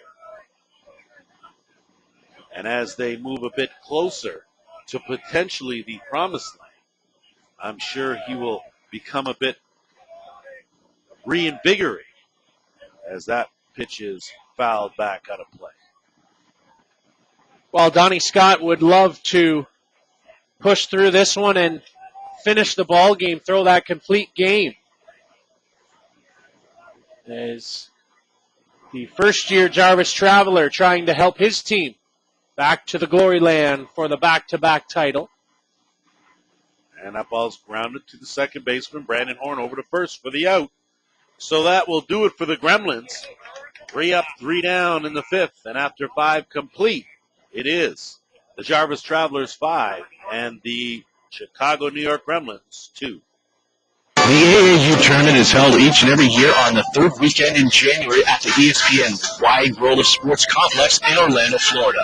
The AAU tournament features teams from U.S., Canada, all across the Caribbean, as well as South and Central America. For a terrific basketball experience, make sure you contact Alex Linares through an AAU tournament website at aausports.org. Thank you to the AAU tournament for their generous sponsorship. Back here on ISC TV, Kyle Smith, Lance Wynn, and our great-looking crew working alongside us. The cameramen are Derek and Jerry Betts, Roseanne Allen and Jessica Allen choosing your camera shots and keeping that home plate camera position. And the silent one to my right, Jeff Betts, working the interactive scoreboard as you watch along with us. Jim Flanagan, our roving reporter. Re-enter Reese Casely back into the ball game. So he will head back out to second. And Ryan Wolf comes in as he lines that out to Wilson. A great grab by Travis Wilson. Every inch he used there. And he used a very small glove. So he had to range quickly. So great reflexes. Good hands there to get Ryan Wolf. Ryan Wolf now will check back into the ball game, so he'll head back out to right field. As Brandon Horn will come to the plate. Newton works. Swung on the dribbler to Casely, up and over in time at first base. Nice play by Reese. 2 down in the inning. And coming to the plate will be the catcher, Jason Sanford. Now batting Jason Sanford. Another addition to the Travelers lineup over the course of the offseason. Sanford getting, quite frankly, the bulk of the work. Only, I think, Cornier's caught a few innings this year. That one fills in for strike one.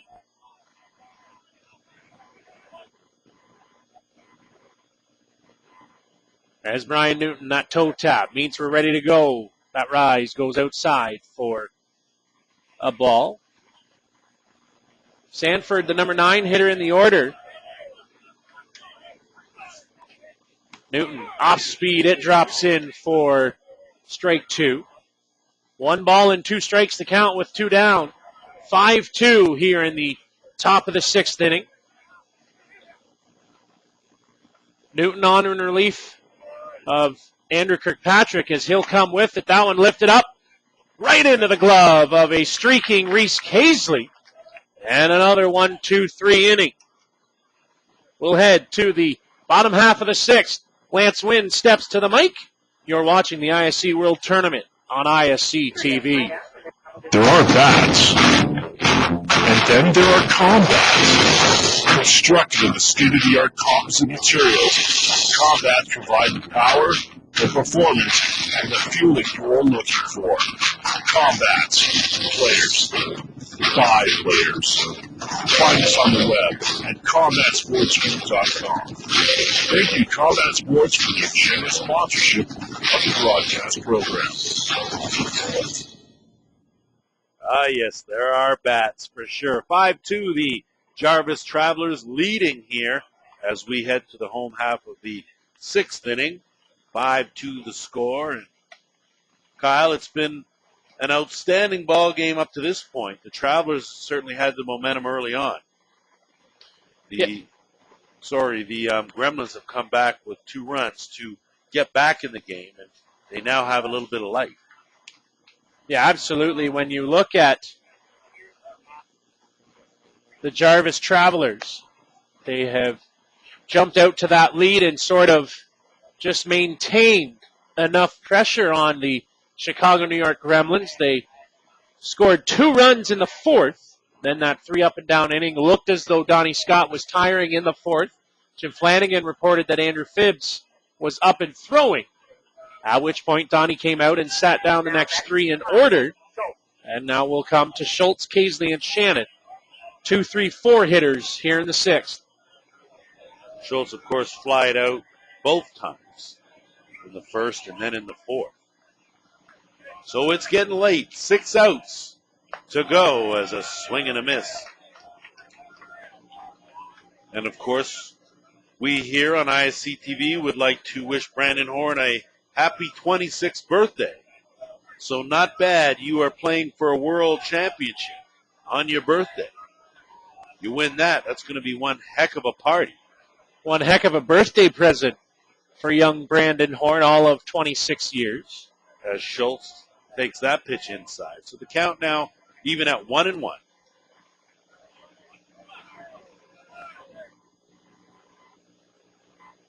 Set and working, and a swing and a miss. Donnie Scott has had his good stuff throughout. A couple innings ago, he appeared to be laboring somewhat, but he sure has found his second win since then.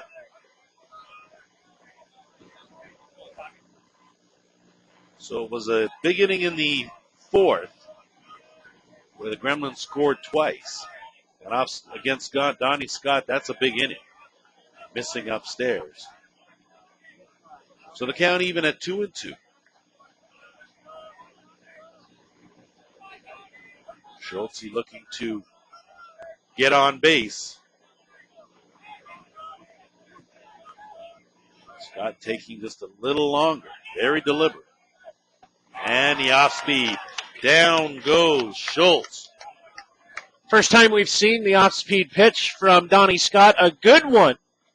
And gets Todd Schultz on the strikeout. That'll bring up Reese Casely. Of course, it was Casely's error way back in the 4th inning that helped the cause as the Travelers put up 4 runs to take a commanding lead. He has since been picture perfect, reaching base on both at-bats and fouling that one straight back. So a good cut from Casely. And warming up down there is Andrew Phibbs. So the Fibber might get some work.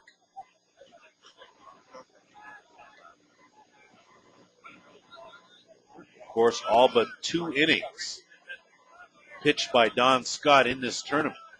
Adam Folkard with 1 inning. Had to shut her down after that. And Phibbs worked a solid 1 inning way back many games ago. So the count is 1 ball and 1 strike to Reese Casely. Of course, Casely's been an all-world player a number of times.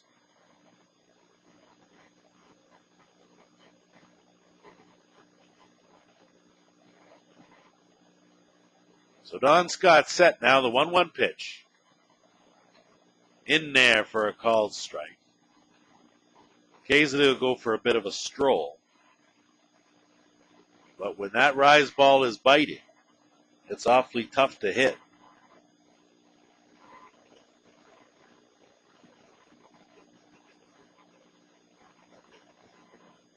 So the rain has held off up to this point. And that pitch inside is just a bit inside. So the count will be full at 3 balls and 2 strikes. Casely looking to get on base. The Gremlins trailing by 3 runs. And the rise ball. I apologize. That was a 2-2 pitch. Rise ball out of the zone. Now the count is full.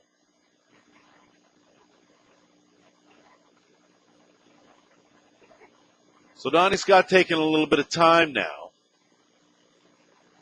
These, of course, 5 outs away from their second consecutive World Championship.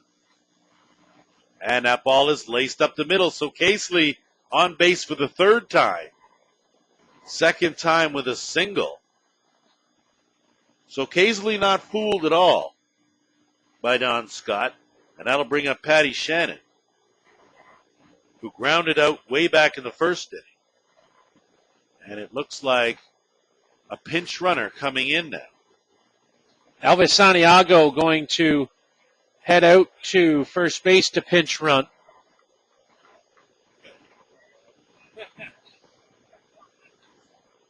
Santiago with a bit more speed. And of course, knowing that it's getting late and you're trailing by 3 runs, makes sense. So with that said, expect Santiago to possibly be on the move at some point in time. Sanford with a good arm back there. And Patty Shannon steps in.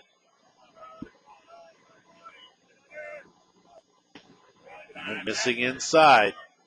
Don Scott doesn't want Shannon to get their arms extended to potentially drive something. Would prefer it hard on the ground. Or a strikeout, of course. The 1-0 pitch. Missing inside. So 2-0. Donnie Scott being extremely careful to this dangerous hitter in Pat Shannon.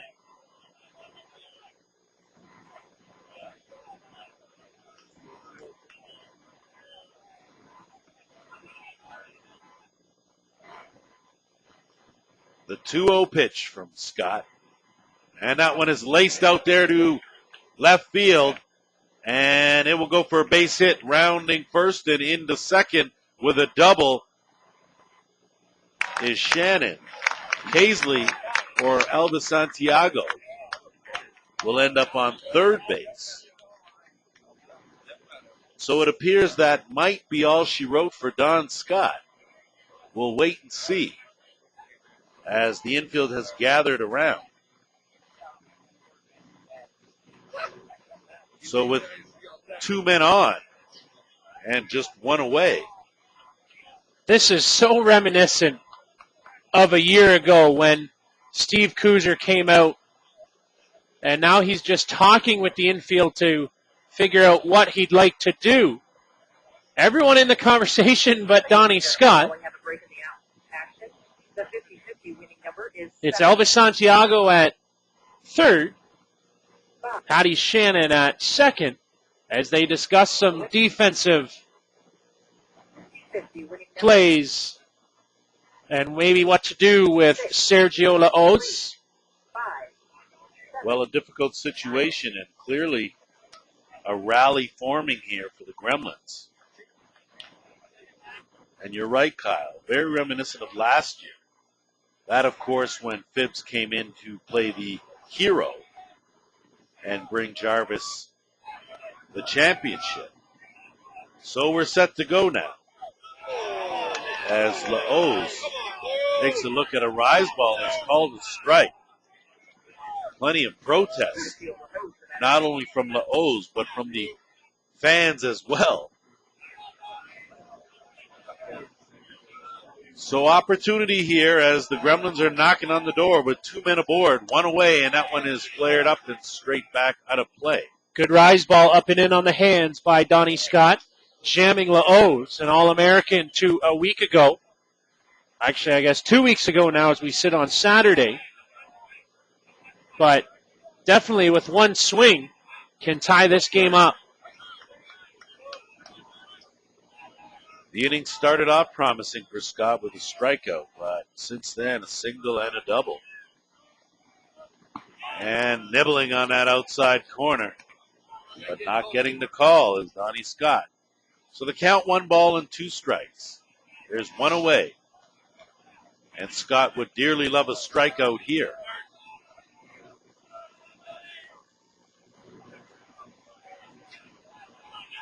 The 1-2 pitch.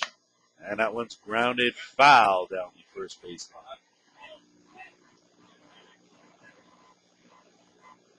And another conference as Sanford goes out to make sure him and Scott are on the same page.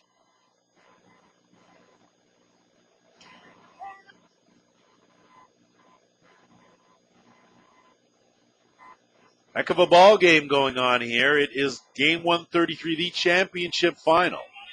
Travelers leading by 3 runs. We are in the bottom of the 6th inning. On Scott. Rise ball missing up. Solao's very disciplined. He struck out and tripled in his last at bat. Has himself an RBI. And eventually came around to score. And that pitch is in there, and goodbye for Tulao's as he's caught looking. So a big strikeout for Don Scott. Well, a big strikeout, Lance, and a big pitch on that outside corner. Freezes Lao's, thinking that it's outside, but got a good piece of the plate. 2 down now in the inning. Travis Wilson with an opportunity to tie it in one swing. As we come to the power part, in the middle of the power part, Wilson Mullally, next 2 hitters, and Brad Ezekiel can go yard. Wilson, of course, with an RBI in the 4th, has played outstanding defense. And a big swing and a miss. So he's in the hole, no balls and a strike. Just a little reminder put in the ear of Don Scott, courtesy first baseman Brad Rona. So we'll see if Donnie Scott can wiggle his way out of this jam. 2 men aboard, 2 out.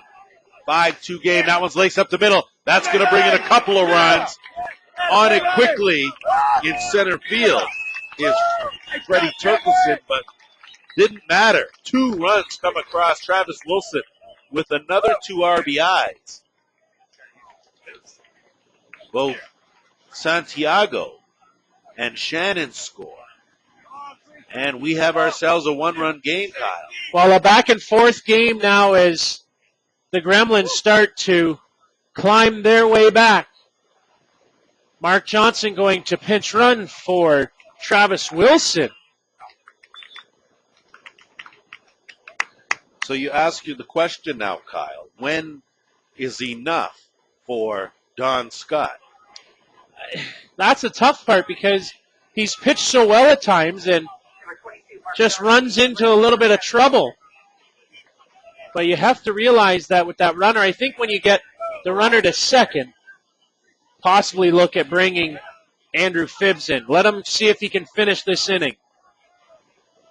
So the Gremlins have fought back, pushing 2 runs across to pull to within 1. Big swing from Steve Mullally. Almost comes out of his shoes on that swing. Big cut from the pride of Newfoundland. So it's a 1-run game. We are in the bottom of the 6th inning. Runner on first, 2 away. And Mullally up. In the hole, in the hole, 0-1. And swing and fouled back. So Mark Johnson looked like he was getting a good jump there on first base.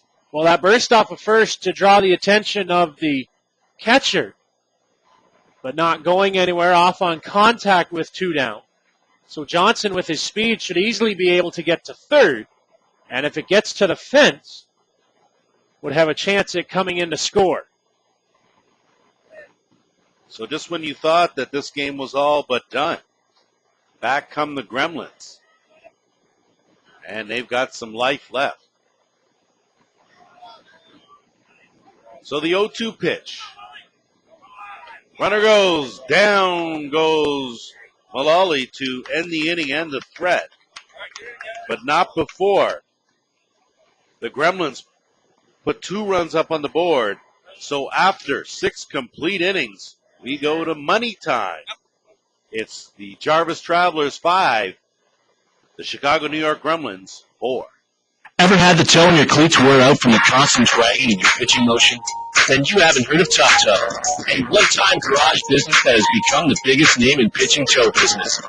Providing 3 times the life to your cleats, everyone from the major leagues to Olympic athletes use Tough Toe. Even the shoe giant Nike gives a check mark of approval. Tough Toe. Your shoes will give in before your tough toe does. For more information, drag your toe to www.toughtoesports.com. Tough Toe, a proud sponsor of the broadcast program. Back here on ISC TV, Kyle Smith and Lance Wynn on ISC TV. Glad you've chosen to spend your Saturday night with us here in Moline, Illinois. What was a 5-0 lead has now dwindled to a 1-run lead. From Ontario. Good finish brewing here, Mr. Smith. Congratulations. As we head to the top half of the 7th inning. It'll be 1, 2, 3, Enoka, Turkelson, and Shales in the inning as Newton comes to the corner for strike 1.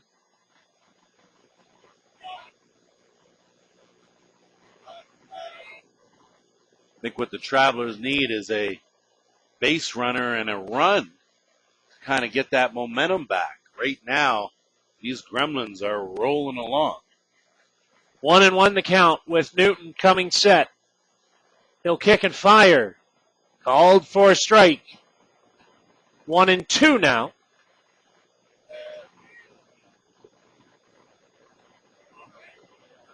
As we get underway in the 7th inning, Newton works off speed.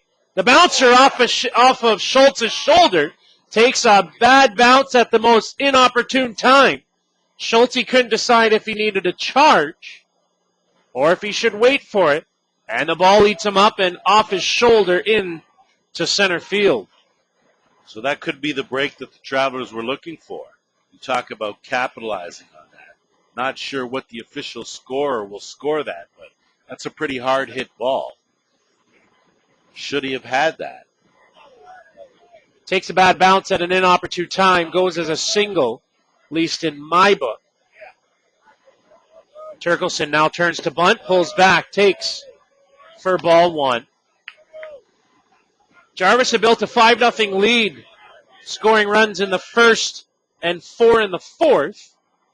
Chicago, New York replied in the bottom of the 4th with 2, and now 2 in the 6th to draw within 1 as a slap off the glove. Schultz barehand. He's got the runner hung up. Now in a rundown, Enoka Wilson with it, tags him on the back end, hangs on, and gets the out. And strand the runner at first in Turkelson. What a play by Todd Schultz. An outstanding fake to look like he was going to gun that over to first to get Turkelson. Instead, by using that fake, Beninoka lured off the bag and caught in a rundown. Hence, leadoff runner is done. And you've got Turkelson on first base. Well, the old-fashioned 6-4-5 put out of Enoka in the rundown. Fielder's choice to Freddie Turkelson. That one gets lifted to the backstop by Nick Shales. 1 strike to Shales. Big turn of events there as thought possibly 2 runners would be on base when Shales comes to the plate. Got a little too aggressive. Did Benny Noka. Hung up and tagged out by a diving Travis Wilson. Into the dirt for ball 1. 1 ball, 1 strike.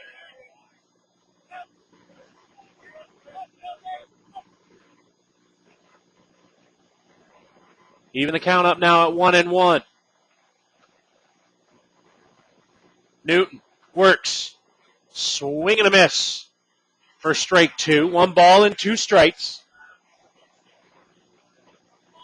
It was a big defensive play by the Gremlins right there. build a little momentum on their side, possibly due to the Chicago New York Gremlins. 1 ball and 2 strikes to count. Swung on to Wilson. Almost led Paisley too far. Grabbed that one. Dropped the foot on the bag. Boy, you get butterflies when you see the ball get that high towards second. 5-4 takes care of Turkelson. Shales a fielder's choice. Now Brad Rona comes to the plate. A good job by Paisley to hold on to that. That ball gets up and out. That's into center field, and for sure, runner advances to third, if not home on the play.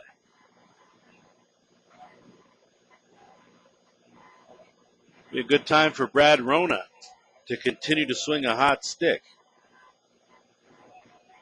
Now is Newton. Works.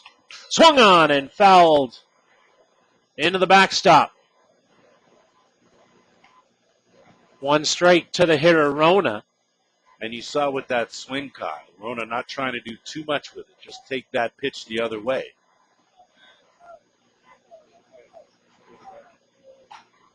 Newton into the dirt. Doesn't get far enough away from Patty Shannon for Shales to advance.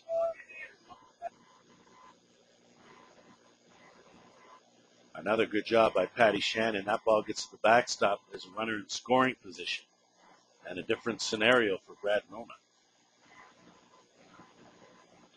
Newton to the wind. In and picked by Patty Shannon. Crossing up was Shannon. 2 balls and 1 strike. And you can see that Patty Shannon's clearly a veteran as he is able to control this side of the game.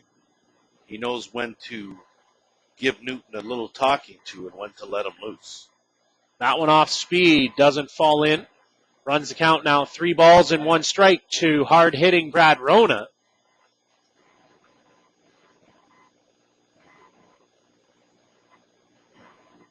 Only managed to keep Rona off the base paths once in 3 trips. Newton.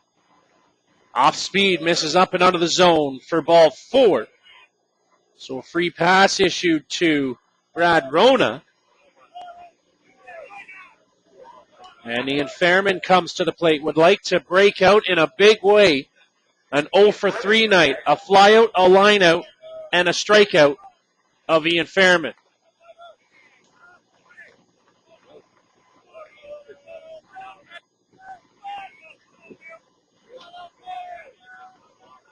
See what Opie's got up his sleeve here. Sure, he would take a hit any time. Nods in agreement does Ryan Newton. The toe tap means we're ready to go. Called for a strike on the outside corner, coming around the back door. With the speedy Nick Shales on second base.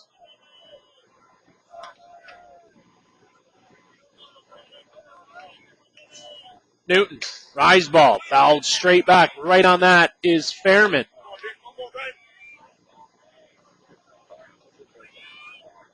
And I think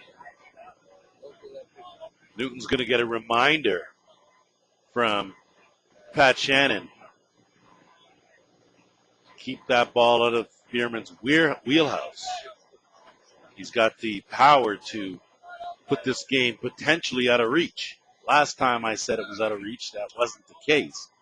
As the score now, 5-4, Jarvis.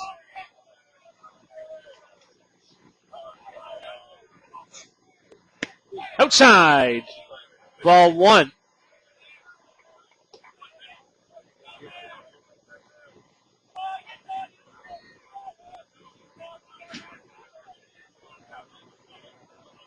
Newton now will look in. Fairman awaits the offering. Comes set. 1-2 pitch. Swung on the chopper. Paisley. Clean and over in time. We'll head to the bottom of the 7th inning on ISC TV. It's last call for Chicago, New York. For all your team uniform and equipment needs, fastball, slow pitch, and hockey.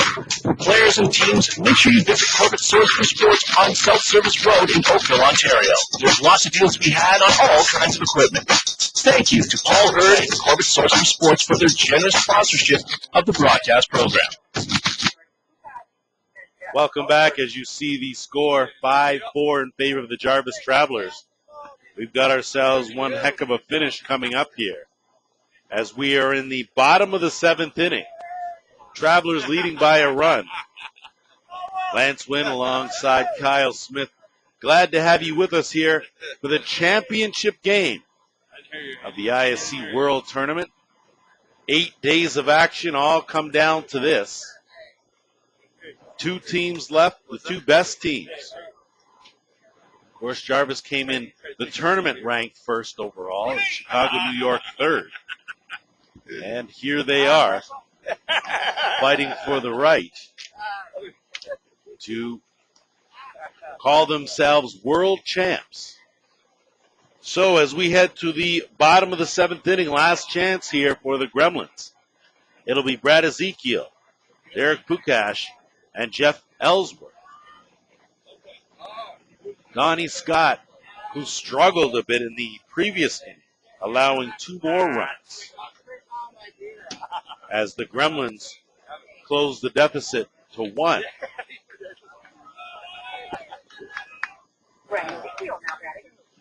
So Brad Ezekiel now, the center fielder, steps in. He struck out and flied out.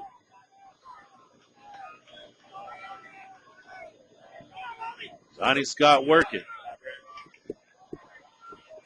And the rise ball missing up. So it will not be Ezekiel that leads things off. It'll be Steve Mullally, as the runner was caught in the previous inning. So Mullally is up. And a swing and a miss.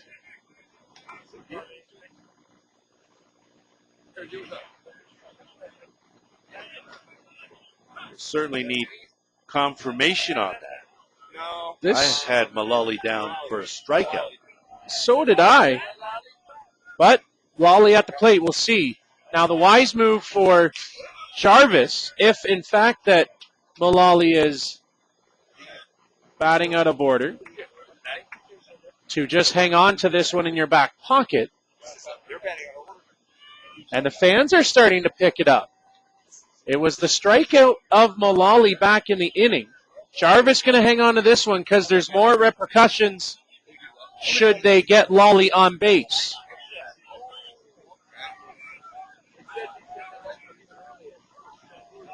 Maybe they had a leadoff on Johnson.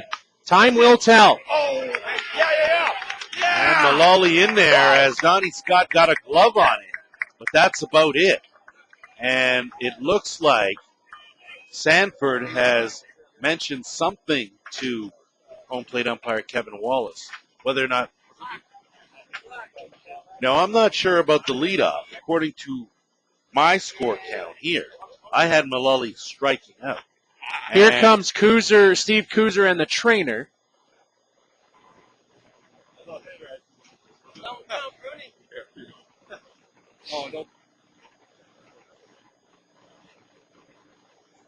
So we'll certainly wait here and see what transpires, but... Well, nothing being said, so there must have been the leadoff down at first.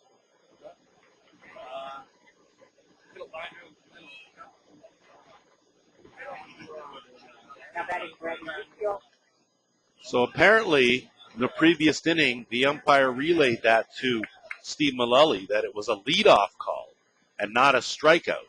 So hence the reason Mullally was up. So he's on base with an infield single. And squaring the butt now is Brad Ezekiel. So just what the doctor ordered for the Gremlins as they get the leadoff man on. Of course, some of the fans clearly not aware, as we were not, that a leadoff was called.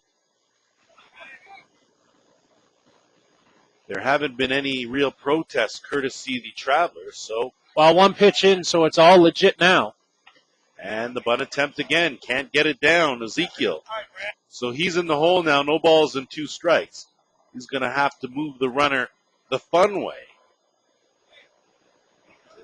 Don Scott, of course, will be looking for that strikeout and trying to keep the runner at first. Ezekiel with an 0 for 2 day. The 0-2 pitch. And a swing and a miss. So a big strikeout from Donnie Scott for the first out of the inning. And that will bring up the left fielder, Derek Pukash. Pukash is 0 for 2. Flied out and grounded out to Brad Rona at first. That, of course, in the fifth inning. So it's on the line now. People sitting on the edge of their seats holding their breath to see what happens here in the seventh. Donnie Scott with a little extra there. But that misses downstairs. So a good eye from Pukash. No sign that he's looking to square to bunt. Do you bunt in this situation, Kyle? No, I don't think so. You got to move them. You got to get them around, but you can't waste outs here. So you're in the bottom of the seventh. And that pitch all over the outside corner. For a called strike. So the count even at 1-1.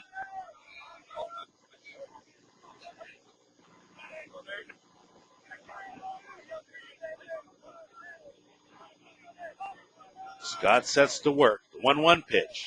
And that's fouled straight back. So a good cut from Pukash. But just missed it. So that puts Donnie Scott in the driver's seat now. 1 ball and 2 strikes. One swing changes history with Mullally at first. And a swing and a miss. So down goes Pukash. So Donnie Scott, 1 out away from awarding the Jarvis Travelers their second consecutive world title. And it will be up to Jeff Ellsworth to keep this inning alive and keep the Gremlins' hopes alive.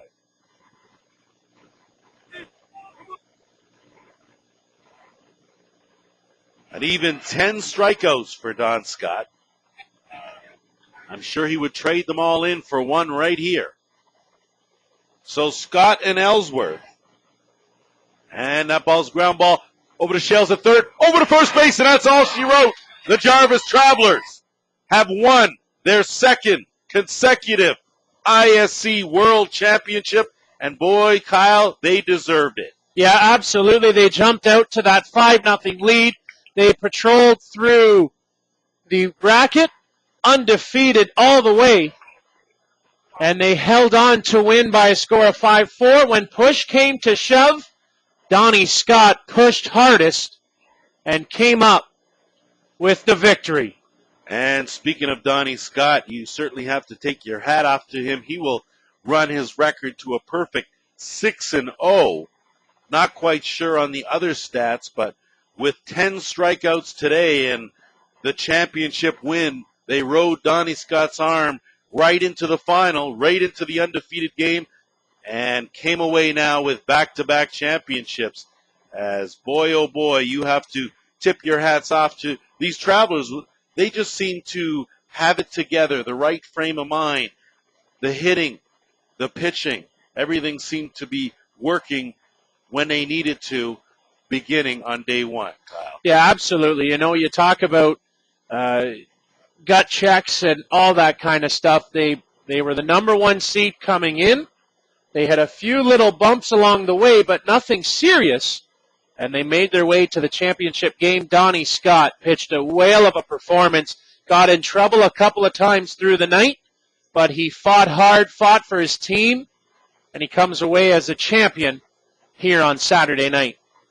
And just when we thought that things were going to be out of reach, 5 runs usually with the caliber of pitching on the mound, and Don Scott and, of course, Andrew Kirkpatrick, who started the game. Brian Newton came in relief, and you figure with that type of pitching that a 5-run lead is almost too high a mountain to climb, but these Gremlins, resilient, came back. I guess they felt they had something to prove after losing by a run in the undefeated game.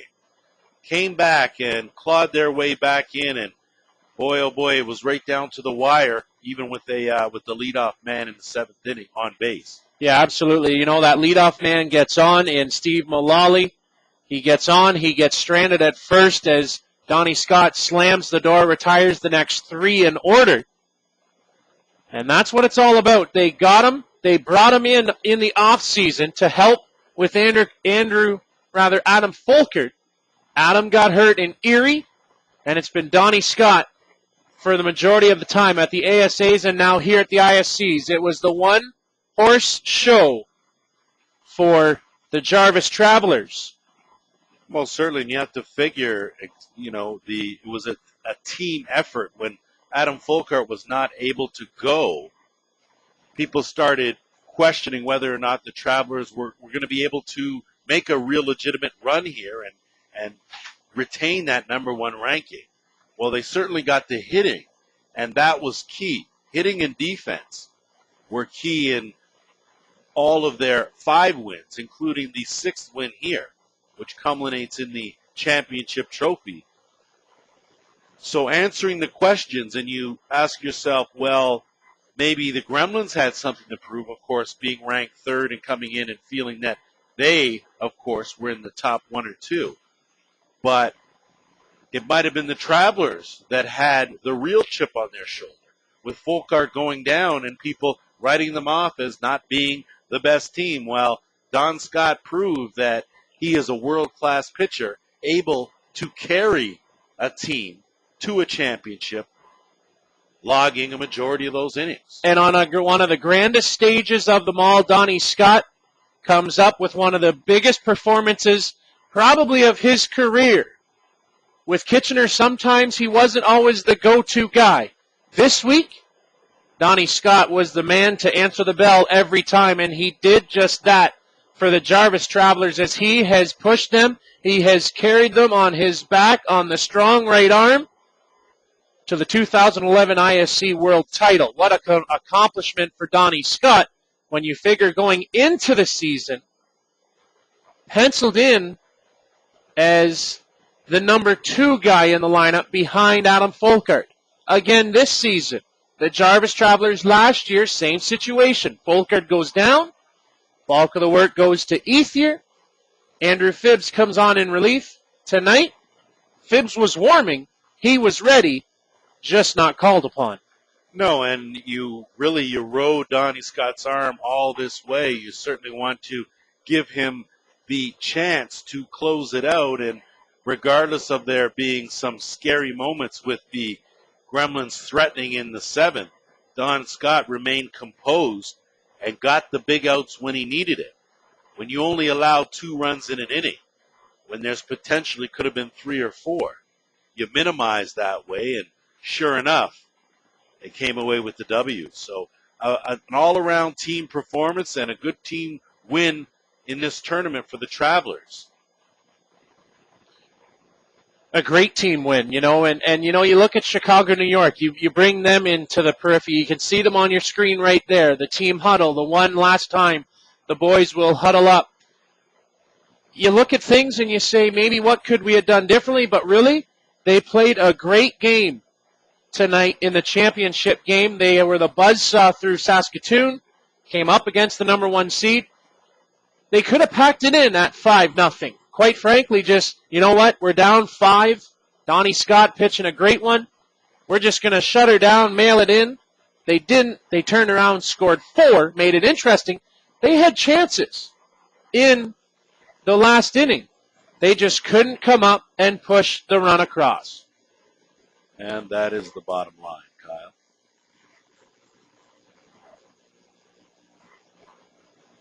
Momentarily, we will send it over to the PA announcer, Mr. Blair Setford, to present the trophy to the winning team.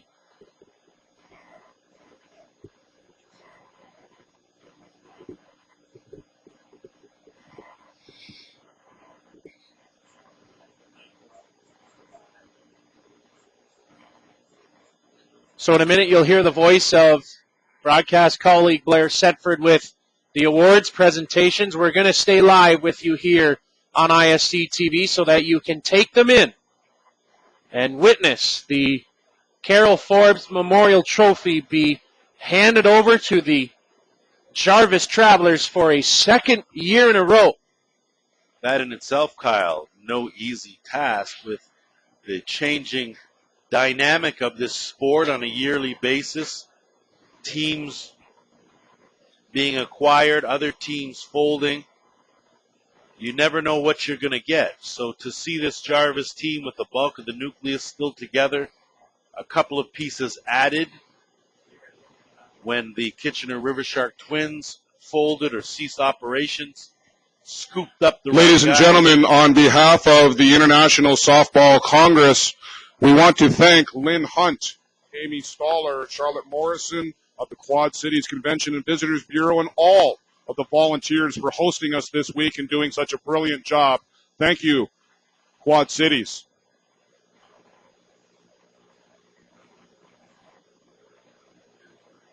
We also want to thank the grounds crew here at the Green Valley Sports Complex for giving us these fabulous facilities. Thank you, ladies and gentlemen of the grounds crew.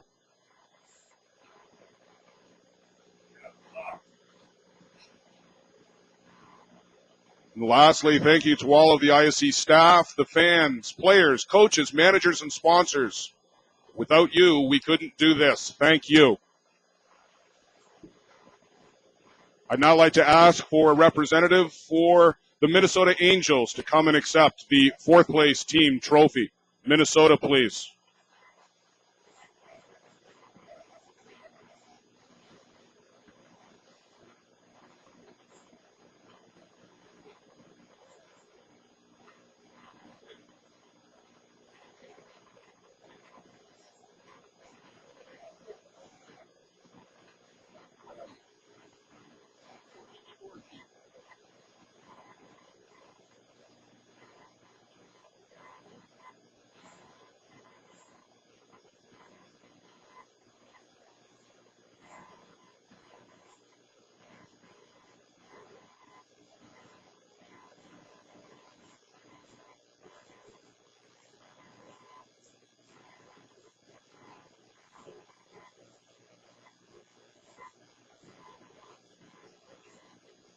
Our third place team this year, and also the best dressed team, the Saskatoon Diamondbacks from Saskatchewan. Can we have a team representative, please, to accept the third place trophy?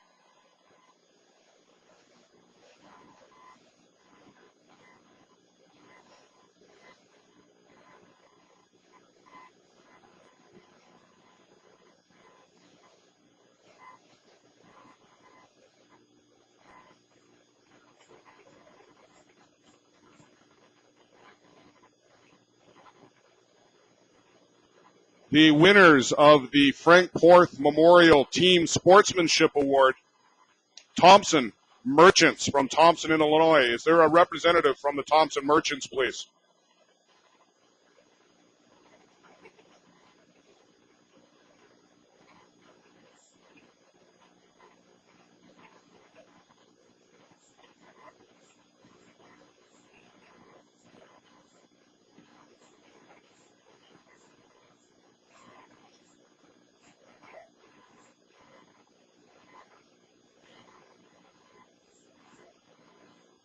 From the second place, Chicago, New York Gremlins, to accept the trophy for second place, Kelly McGiffin, Greg Leather, Larry Lynch,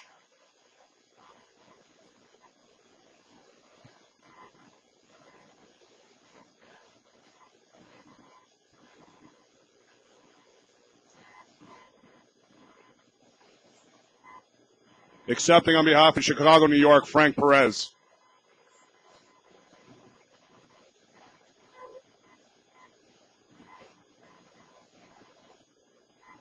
For the Gremlins, we'll ask that you please come up and accept your individual awards as you're called. Number 19, Jeff Ellsworth.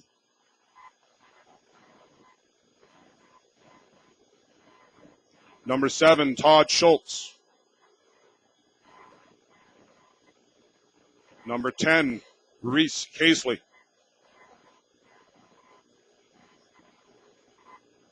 Number 1, Pat Shannon. Number 17, Sergio Laoz. Number 14, Travis Wilson. Number 33, Steve Mullally. Number 29, Brad Ezekiel. Number 26, Derek Pukash. Number 23, Andrew Kirkpatrick.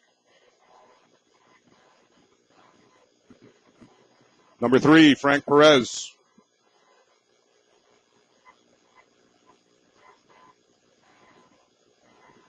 Number 15, Jordan Tavares. Number 2, Elvis Santiago.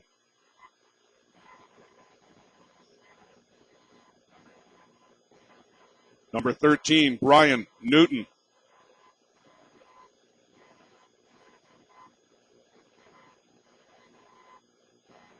Number 22, Mark Johnson.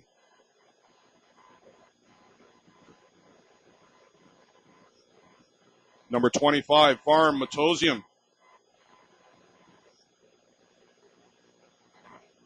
Number 6, Frank DeGroat.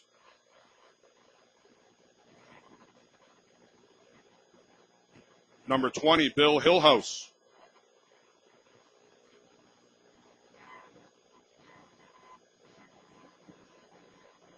Manager, Kelly McGiffin.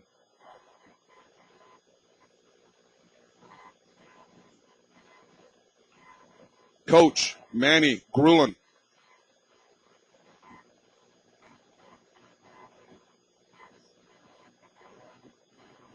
Coach, Larry Lynch.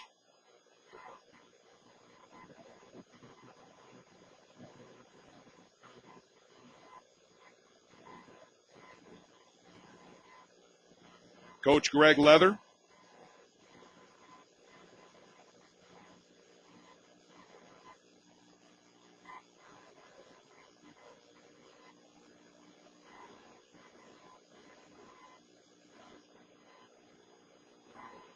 Ladies and gentlemen, please a big hand for our second place finishers this year from Chicago, from New York, the Chicago New York Gremlins.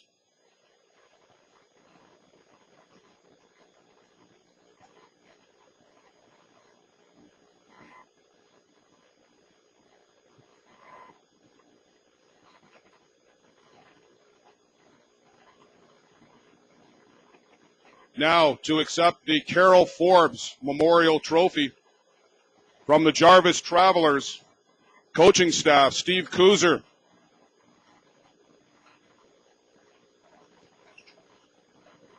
Daryl Fairman, Clark Statz.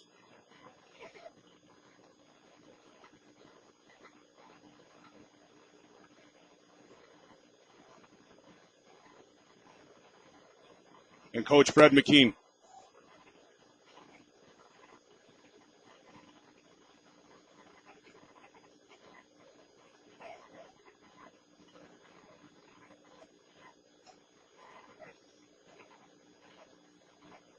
We'll ask the members of the 2011 World Champion Jarvis Travelers to please come forward and accept your individual plaques. Number 14, Ben Inoka.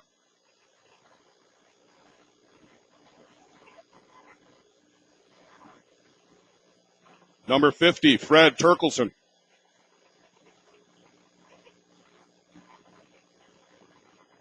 Number 27, Nick Shales. Number 15, Brad Rona. Number 5, Ian Fairman. Number 22, Donnie Hale. Number 77, Ryan Wolf. Number 3, Brandon Horn.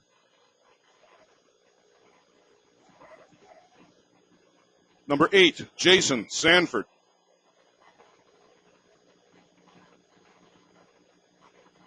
Number 0, Don Scott.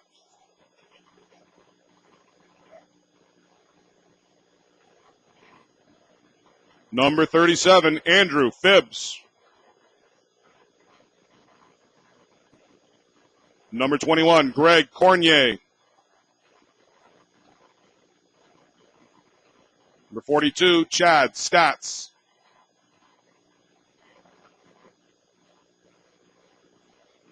Number 4, Will Fairman.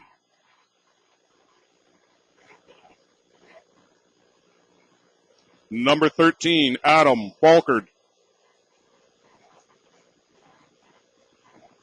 Number 24, Pat Graham.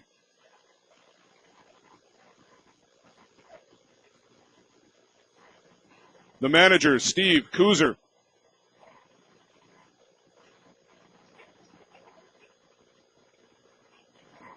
Coach, Daryl Fairman.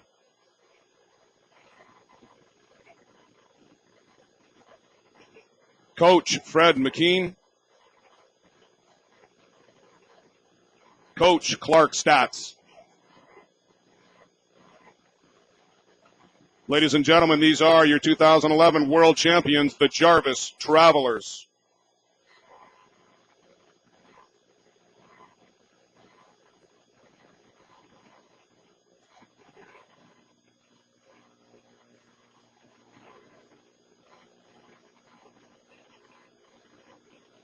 We have the individual awards now to announce.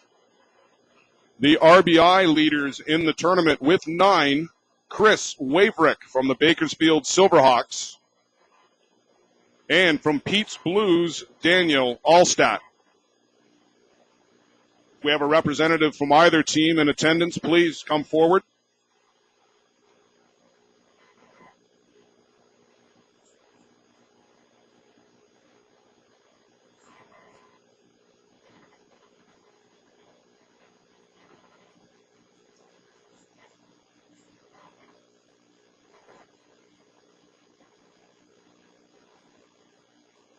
The leading hitter in the tournament, 7 hits and 13 at-bats, batting .538 from the Bakersfield Silverhawks, Jeremy Tracy.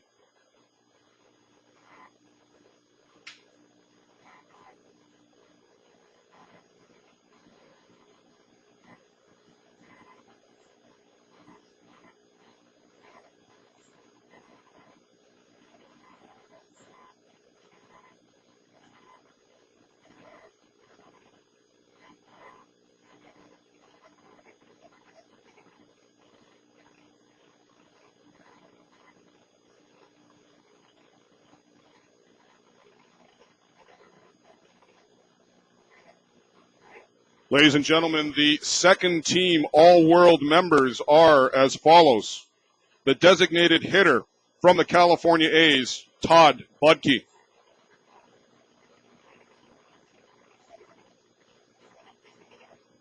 The catchers from the Silverhawks, Chris Waverick.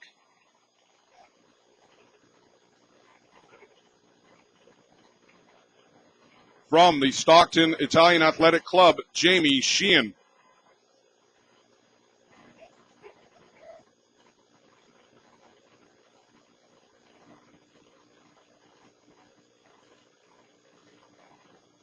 The second team all-world infielders from the Minnesota Angels, Nicholas Bitter.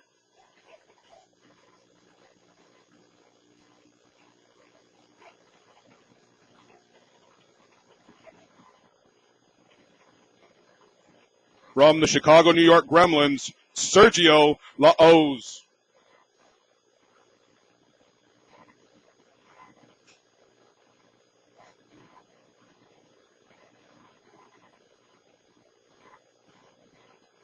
From the Fargo Kegel Black Knights, Robbie Giesbrecht.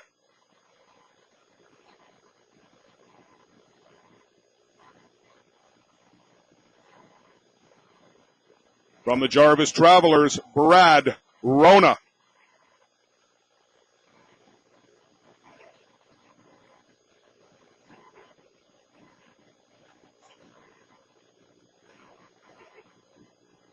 And also from the Jarvis Travelers, Nick Shales.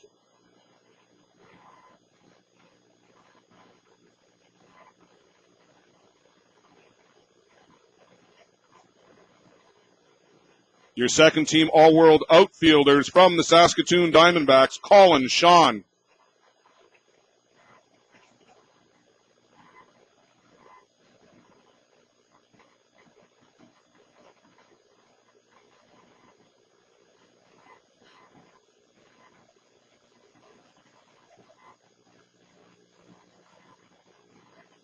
From Pennsylvania Power, Josh Martin.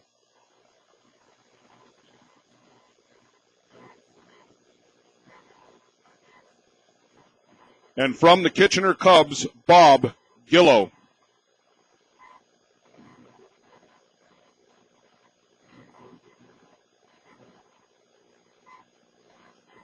Now, ladies and gentlemen, the first team all-world players, the designated hitter from the Jarvis Travelers, Donnie Hale.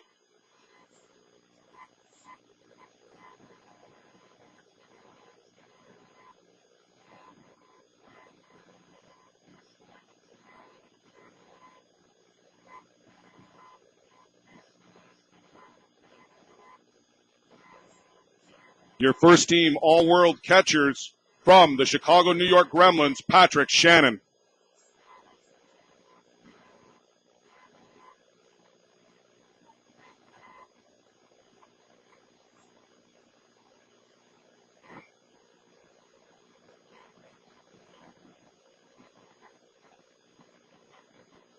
And from the Muscuda, Illinois, Pete's Blues, Daniel Allstat.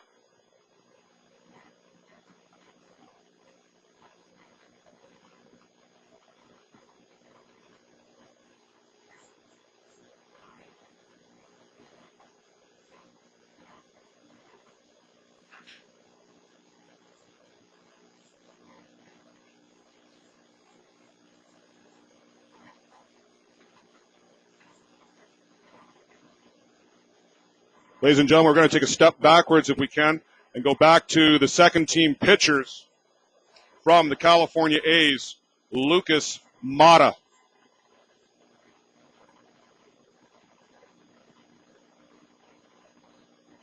From the Saskatoon Diamondbacks, Dean Holine.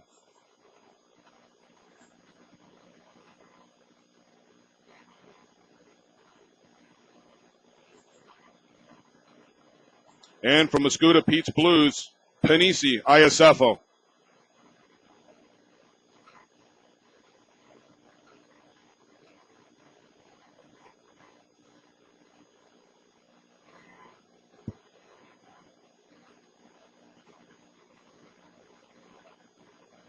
Continuing then with the first team all-world, the pitchers from the Jarvis Travelers, Don Scott.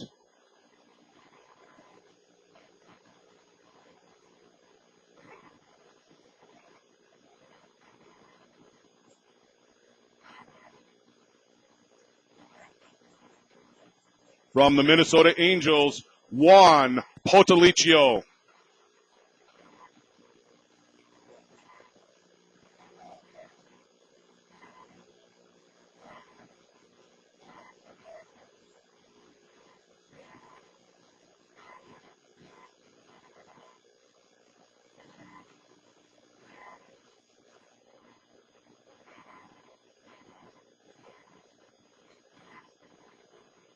And from the Chicago New York Gremlins, Andrew Kirkpatrick.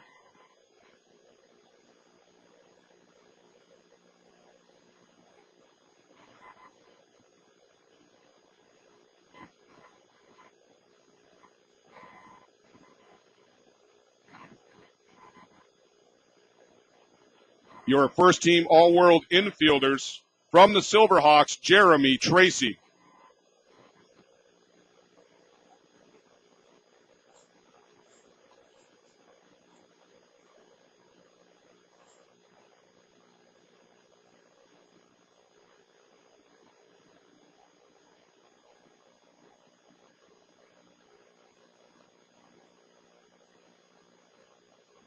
From the Chicago New York Gremlins, Reese Casely.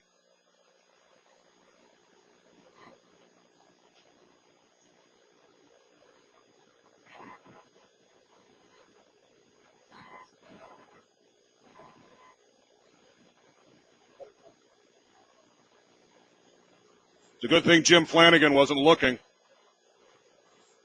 From the Jarvis Travelers, Ian Fairman.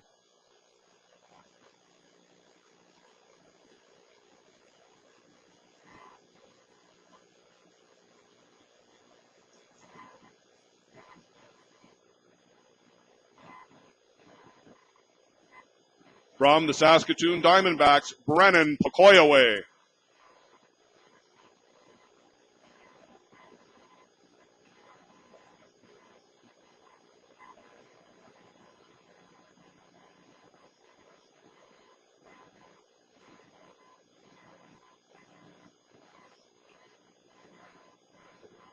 And from Alba, Tom Owen.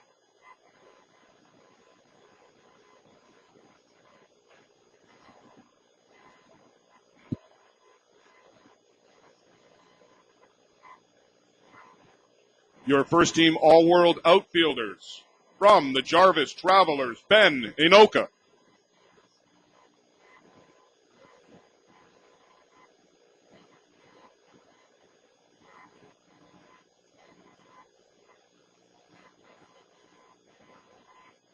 From Alba, Lucas Goring.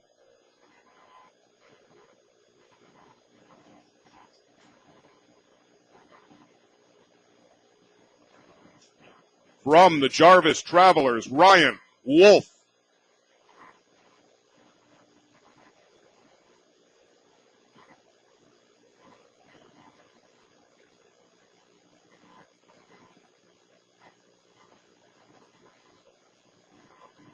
And from the Jarvis Travelers, Frederick Turkelson.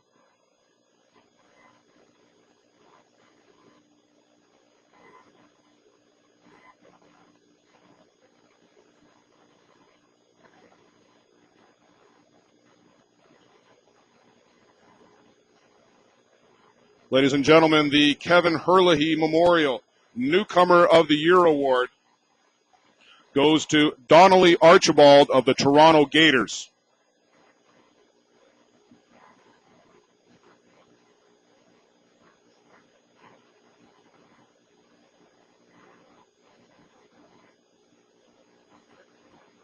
It's now our pleasure to award the Leroy Zimmerman Most Outstanding Pitcher. A 6-0 record, 1.65 ERA, 34 innings pitched, 52 strikeouts from the Jarvis Travelers, Don Scott.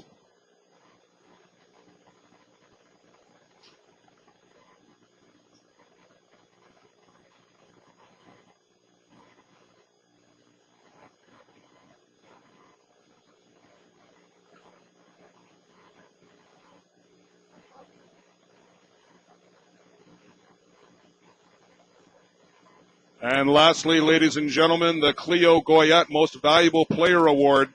9 hits in the tournament, a .474 batting average, 1 home run, 5 RBIs, 7 runs scored from the Jarvis Travelers, Ben Inoka.